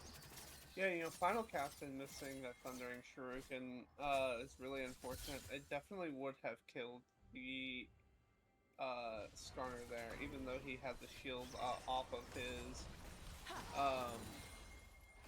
seismic bastion. But with both of these teams, just constantly getting picks, you can never really truly know who's going to win this. Who's going to win this game, because we could all of a sudden, just see just a massive team fight being able to, completely switch the tide of the game. I was reading in chat even in the first game where they're like, "Oh my god, that completely changed the tide of this game," and I saw it typed 3 different times. Yeah, I mean, those fights were going back and forth here. I will say, I think while it can go on the side, I think that the gold does not lie at the same time, right? We're seeing the Kennen up 1,000 gold on the Gwen alone. We're seeing Orianna up 2k gold at this point. And I think these carries are going to be able to do so much damage, and potentially looking into this fight as this Leon is positioning very aggressively. Unfortunately, the R goes wide, but she hits 2 with the Zenith Blade, and we see Kennen flash in and get so much value out of the Maelstrom. And while he's not able to catch the Ahri, he does a great job of finishing off the Kai'Sa, and we see Skarner go for the 2-man ulti. Captain is in not a good spot here, but on the backside of the fight, we're seeing that Nautilus is able to get away, but XIL does a great job of getting out of that fight. But unfortunately, the Gwen is able to do so much damage, and we're seeing the value of this Gwen in these fights. And unfortunately, she's getting so much healing off, but unfortunately, for the side of DP, oh my goodness, never mind, that is a fantastic shockwave flash from Trash Panda as he's able to get the Ahri who was straggling around in that fight. And now we see for the side of Conduit, they're saying we'll take that dragon as that win for that huge fight. Yeah, I did really enjoy the flash play from the Orianna. I really love seeing. Speaking of flash plays, I'm wondering what this Skarner is doing here as he is going in absolute no man's land. I understand if you're going for this dragon, but you have nobody to back you up, man. As they're just like, we're gonna take that free kill on the Scorpion, all for funsies, and they're taking the dragon as well. And it looks, honestly, at this point, that Conduit is really in a good spot to take this game apart, and DP really need to get their act together if they're going to take this home. Yeah, you know, we're seeing just, you know, the price paid for getting caught out of position or putting yourself out of position, looking for, you know, a possible hero play. I think it's a bit too early to go for some sort of a hero play on Skarner like that. You know, I don't think that Dragon was a make or break to, you know, to give, and it just puts them in a bit worse of a position now, being down almost 3.5k gold. Mm-hmm. Completely agree there. I just think that while the Skarner has the gold, he is the only one who has gold lead on his counterpart, right? I think that that's not the trade you want to be going for, right? The Skarner has done a good job of landing his ultimates, getting involved in fights, but you really need a team to back you up if you're going to be getting involved in Skarner. And speaking of getting involved, we see Leona throw out an R on the Ahri, a little bit of a mobile champ, probably just throwing it out, letting him know who's boss, but still. Looking over in the bot lane, we're seeing these solo laners are kind of duking it out with each other. I think Orianna's doing a good job, but actually, she overstepped here, let the Gwen get in range, and this Gwen is doing so much damage, and even with the Orianna shockwave, it looks like Trash Panda is so out of position here, and Gwen gets so much gold in her pockets. But now cutting over to mid lane, we see some action here as Leona's in a good spot, but Nautilus is able to land the R onto the Xayah, but we see Kennen come in, and he's going to claim blood here. We still see a good ultimate from Skarner, but it's probably not going to matter as Kai'Sa is kind of fighting under her tower right now with nobody in sight. And unfortunately for them, Conduit gets such a big trade, and they're probably going to get a couple turrets under their belts as well. Yeah, unfortunately, our boy Skarner, you know, is no longer a Fetty Wap fan. You know, going from 3-6-9 to you know, 3-7-9. Speaking of winning from that team fight, right? We see Conduit is in a position here for Baron, but what they don't know is they have Fifi coming in from the top with Ahri and Kai'Sa. They are being pinched here right now. I think it is in their best decision to back off, which they choose to do. They don't have their ultimates at the moment. Just waiting to be in a better position here, looking potentially to see if a member of Dropping Point will step out of position. But both teams are kind of choosing to back off. They're not willing to go for that risk, not willing to go for that Baron flip, which I do think is in both teams' best interest here.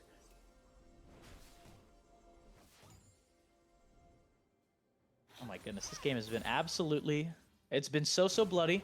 And while we were talking about this game going back and forth, I do think at this point, Conduit does have almost double the kills of the members of Dropping Point, right?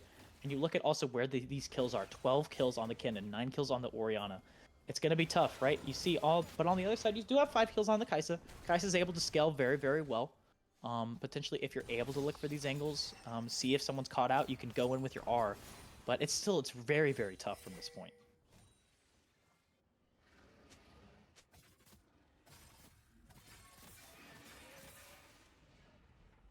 Yeah, both teams are kind of feeling each other out, right? They're both sitting in a position. Both the carries are kind of hanging out mid in ARAM, right? We sit at the point where we're willing and able to be in a position for a team fight. But I think, honestly, if Dropping Point wants to be in a position to fight here, they need to be using the fact that Fifi is pretty good on side, right? She's going to be able to get a lot of pressure on these towers, especially that top lane tower. I think you need to be pressuring that as well. But Yeah, honestly, I think with both of these teams right now, I think, you know, I think DP Hellfire, their main objective is kind of just shove out waves. They have 7 turrets still up. You know, try to give these objectives while you still can. You know, you got 2 early dragons. Massive pick here. Oh, and we see the Ahri's having to flash out. She didn't know that Orianna was sitting in the bush waiting for her. As while Ahri might have those Spirit Rush dashes, a flash is still a flash at the end of the day. But now we're seeing more action top lane as this Gwen is getting so much value. And it looks like they did the exact opposite here where they were in the bush. But now, unfortunately for Fifi, she was not able to pick up that kill. And the members of Conduit are coming in to take this seamstress down. And it looks like they're going to be able to do so. And also, I was going to say giving over the kill to Xayah. No Name said, no thank you, I'm going to take the gold for myself. Yeah, you know, I think No Name heard the fact that you said that they had the less gold, and they were like, you know, I need to get a little bit more so that, you know, the casters can put a little bit more respect on my name. Excellent. I'm 3-3-15. You know, I'm a team player. That's what we're seeing here. Is now we're seeing a little bit of a a bit of a dance here over priority for this minion wave, and we're seeing Rocky. Oh, he's a bit of a spot. They don't choose to engage on him, as now, unfortunately, Dropping Point is having to catch that minion, make sure that tower doesn't fall. But because of that, Conduit is in a great spot to take this dragon here. And we see all the... I do like the play from TP Hellfire to give the dragon and to kind of just, let this game continue to stall out. Taking a bad fight there could make you lose up to an inhibit, possibly even lose the game at this point in the game because of the long death timers. Giving up a dragon and giving up maybe like a turret, is much better than giving up the game. Exactly. I completely agree. I think at this point, also, these teams are strong enough with their gold that if a fight does not go their way, and especially if either Rico or No Name is up, it is going to be a free Baron take here, right? And it can go both ways. I think both teams are in the position where they can take this Baron, especially if the fight goes how they want it. And I think even a Baron take for the side of Dropping Point could potentially swing them back into this game. It would even out that gold a little bit, maybe give them 5k back into their pockets with that potential push on Baron. But realistically, they have to be very, very cautious here. Because if they get caught, Conduit is going to take that Baron and potentially look to end the game, or at least open it up completely, the base of a Dropping Point. Yeah, Dropping Point has to just try and play for... Oh, and we're seeing, actually, we see the ultimate come out there from the Xayah to avoid, but unfortunately she cannot avoid the Scorpion Sting, as now we see that the carries are back dealing damage onto the starter here, but we see that the Leona is out of the fight here. Kennen is charmed, but we see a massive shockwave to kill the Gwen. We see a two-man cataclysm there from Jarvan. And while the only carry left up is the Orianna, but she is full health. If the Orianna is able to play this well, she could be able to pick up these kills, but unfortunately for her, she gets the kill there, but under tower, she has the tower. And Minimap does an excellent job getting that last Spirit Rush to be able to get out of the way, not die, live barely on 1 HP. And like we were talking about, that's the fight that you can't have happen there. As DP are now running down mid, they're going to be able to get so much value here. Yeah, we're going to, see with these long death timers, they're going to open up an inhib. And, we could even possibly see a possible, Nexus turret or two being taken. I think they're probably going to back off because of those bot lane respawning. But, massive spacing from the side of DP Hellfire, making it where the Kennen's ult is only hitting 1 or 2 people at a time is massive considering the lead that the Kennen currently has. I think there also needs to be a lot of value in the Nautilus getting the Xayah out super early in that fight, right? She was not able to use that to set up her feathers to do damage. And at the end of the day, like, that, honestly, having to use that ultimate early, she got caught out and she did not do enough damage in that fight. It realistically left... Also, the Kennen was not able to get that engaged too, right? It left Trash Panda to be the only person to be able to apply so much damage there, right? And so I think that's it. What ended up causing DP to win is Conduit just didn't have their damage dealers there. And we saw the gold lead go from almost 5k to 1k off of one single team fight going their way.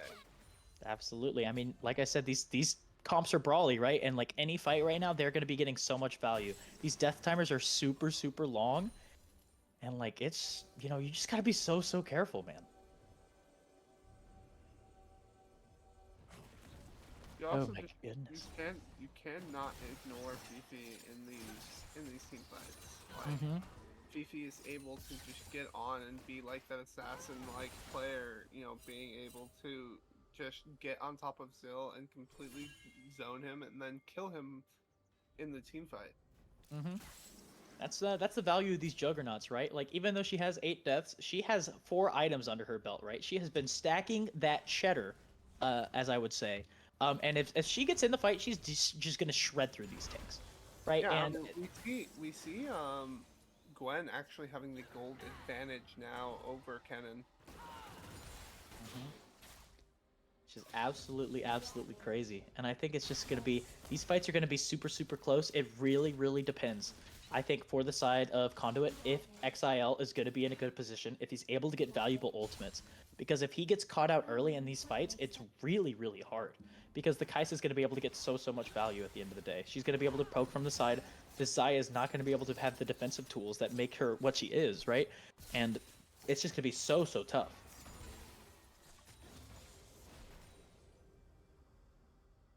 We're seeing the chat, constantly complimenting you, Badger, telling you how goated of a caster you are. I always appreciate the chat, right? Yeah, we love Dira, Mm-hmm. great teammate and great manager. Mm-hmm. That's my support right there. Shout out to Dira. Also speaking of some shout outs, they're looking at Mr. Kimtech, Drake, right? Well, we have the solo laners, right? Dueling up top lane. We might see a potential 4v4 battle out. I'm hoping these top laners are being aware because we are seeing an engage onto the Kinnan of all champions. And we see a Skarner ultimate come out. We see the massive Kinnan ulti, but he does a good job of getting shut down as the carries do an excellent job of peeling away with the tanks, putting him back in his place.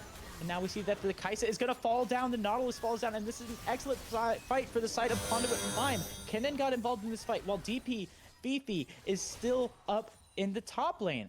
And while she's able to potentially look, and now, wait a minute, speaking of Fifi, they don't know, but actually they do know, she's coming back. While she's able to get some value, I think they were able to get those resets off. So unfortunately, Fifi's play to make a play on the Nexus is not what they wanted. And Gwen just immune through that Leona, unfortunately. And while she's going to be dead at the end of the day, I still think that is a very silly interaction.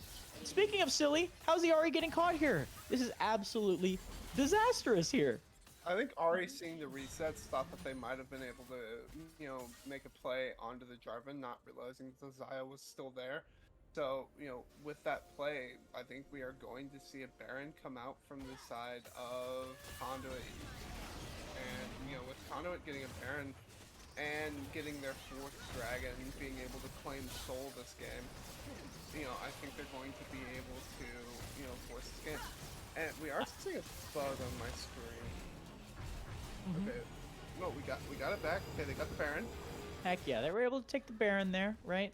And like we said, this Baron is going to be absolutely disastrous for the side of BP, right? You have so much also just like control of the wave with your Xayah, with your Orianna. You're going to be able to apply a lot of pressure when you're attacking with these Baron minions, right?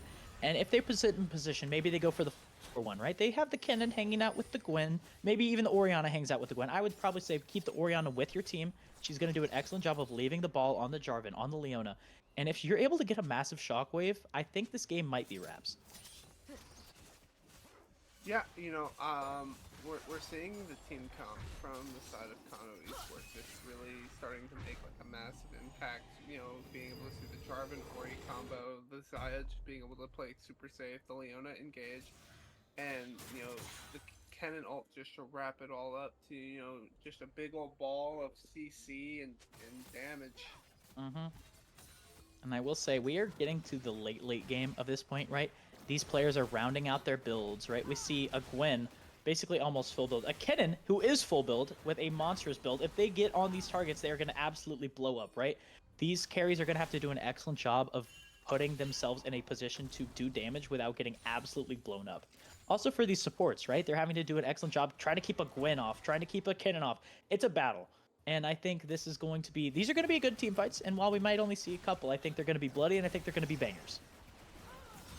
Yeah, I think we're gonna. And speaking of massive shockwave, as we get a 4-man knock up here, and we see the Jarvan choose to go in here. Xayah is getting so much damage off, and we see the Jarvan go in onto the Kaisa as they clean up, and it looks like it is going to be wraps as the Gwen is here, but unfortunately it is a little bit too late. Oh, but we do see some needles, but that was such a masterful shockwave hitting the 4-man. I couldn't do it better myself, to be honest. What a fantastic showing, and what a fantastic showing of how good this team comp can be. And it looks like it's going to be wraps here, unfortunately, for the side of DP. DP playing really strong in their last game. We saw the first game go to 25 minutes, and then the second game now go to 40 minutes. But extremely well played from both teams. I saw the play. We saw Gwen was a massive threat in the side lane. Kennen getting a bunch of early kills. When I originally predicted that I thought it was going to be a top versus bot lane matchup, I was not predicting the top lane matchup to be final captain, and then Ghost being a massive ADC on the side of I'm blanking right now. Happens. From DP. I think like So- I think the players, like we were mentioning, right? Those were massive shockwaves, right? And even though we did have that blunder, Zill still did an excellent job of applying so much damage, playing from his safety, playing with the fact that he has his R to apply so much pressure to the enemy team, thinking they have to go in, and they're going to be feathers in that guy's back, right? And they were able to do so much damage. Zill doing over 43k, doing the most in the game. It's absolutely fantastic showing. And I think the carries, the mid lane and bot lane especially, were able to get it done here. It was very, Alright. very solid So- performance from the side of Conduit. Yeah, Conduit going up 2-0 is going to be massive for them moving forward. I we see some playoff aspirations from them, possibly even moving up into a 5th or 4th seed spot depending on how these next few weeks go. Mm-hmm. You know, I don't believe that that DP is fully out of it yet, but they have a lot of hoping and praying, and also a lot of games they need to look forward to win.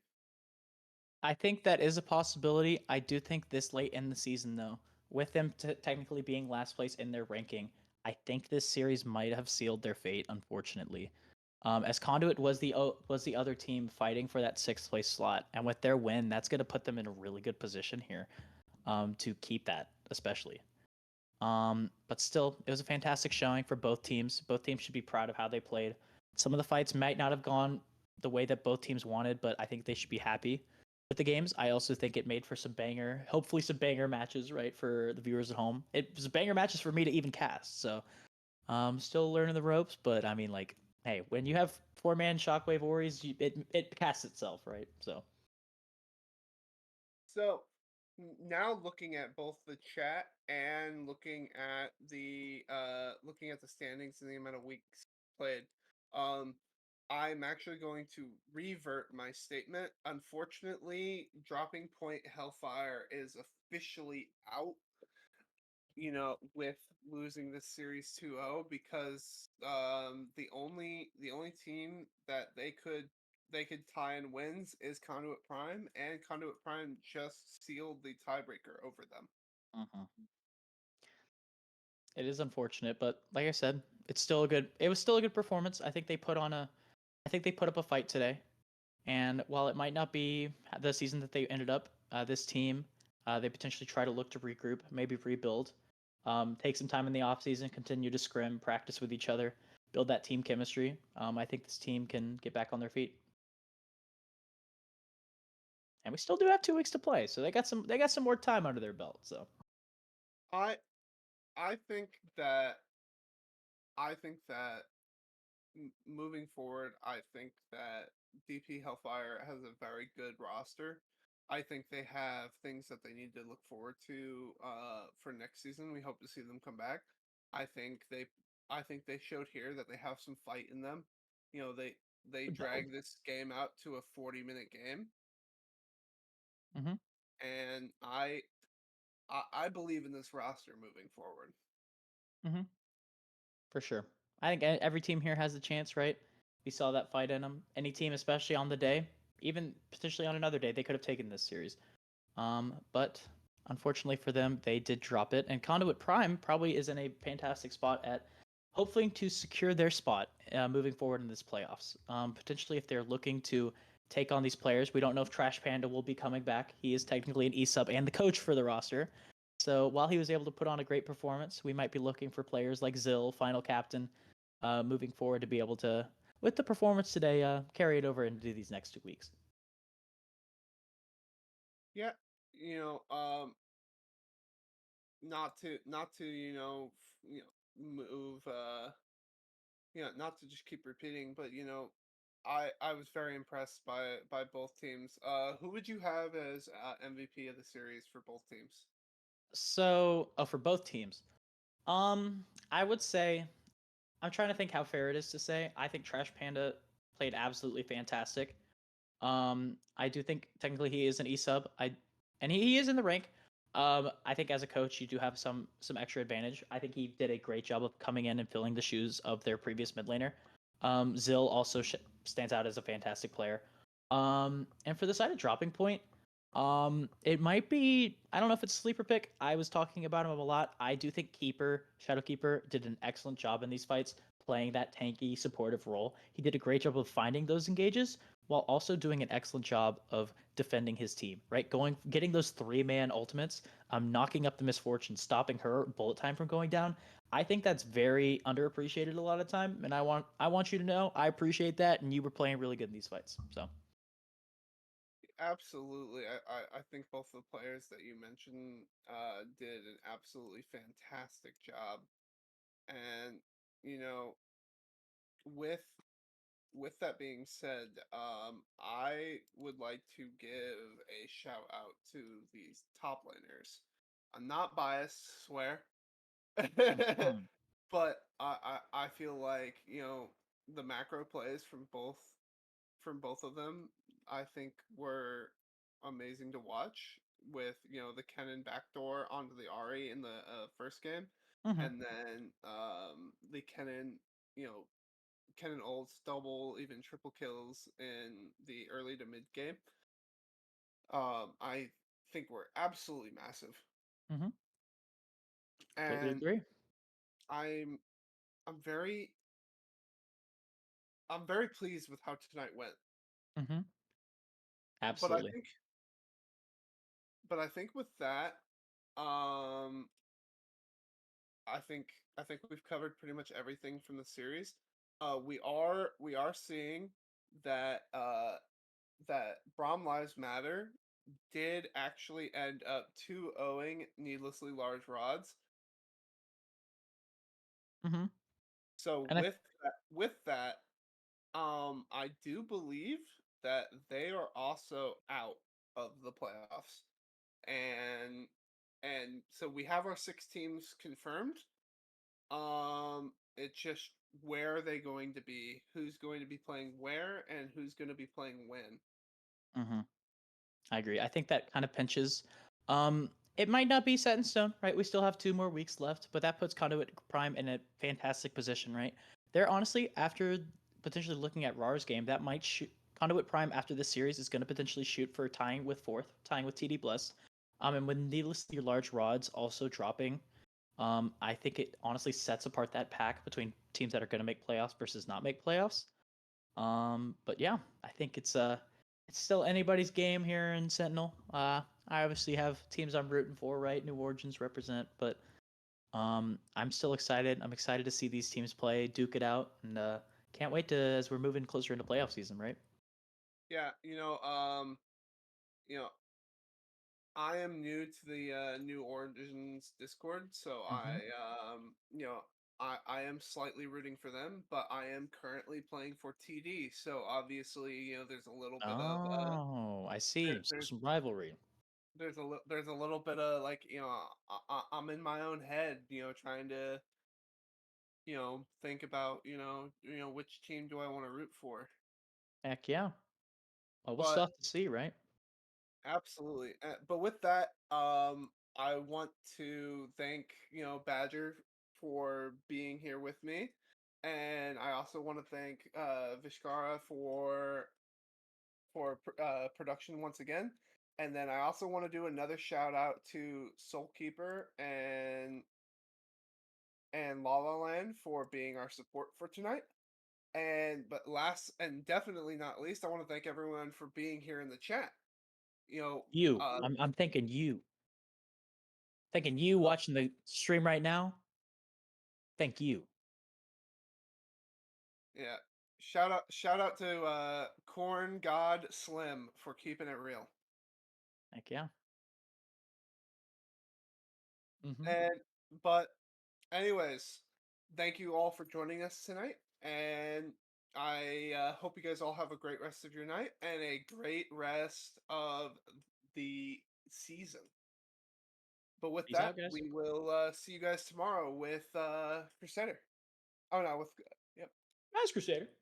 it is I'll be Crusader. chill. It is Crusader.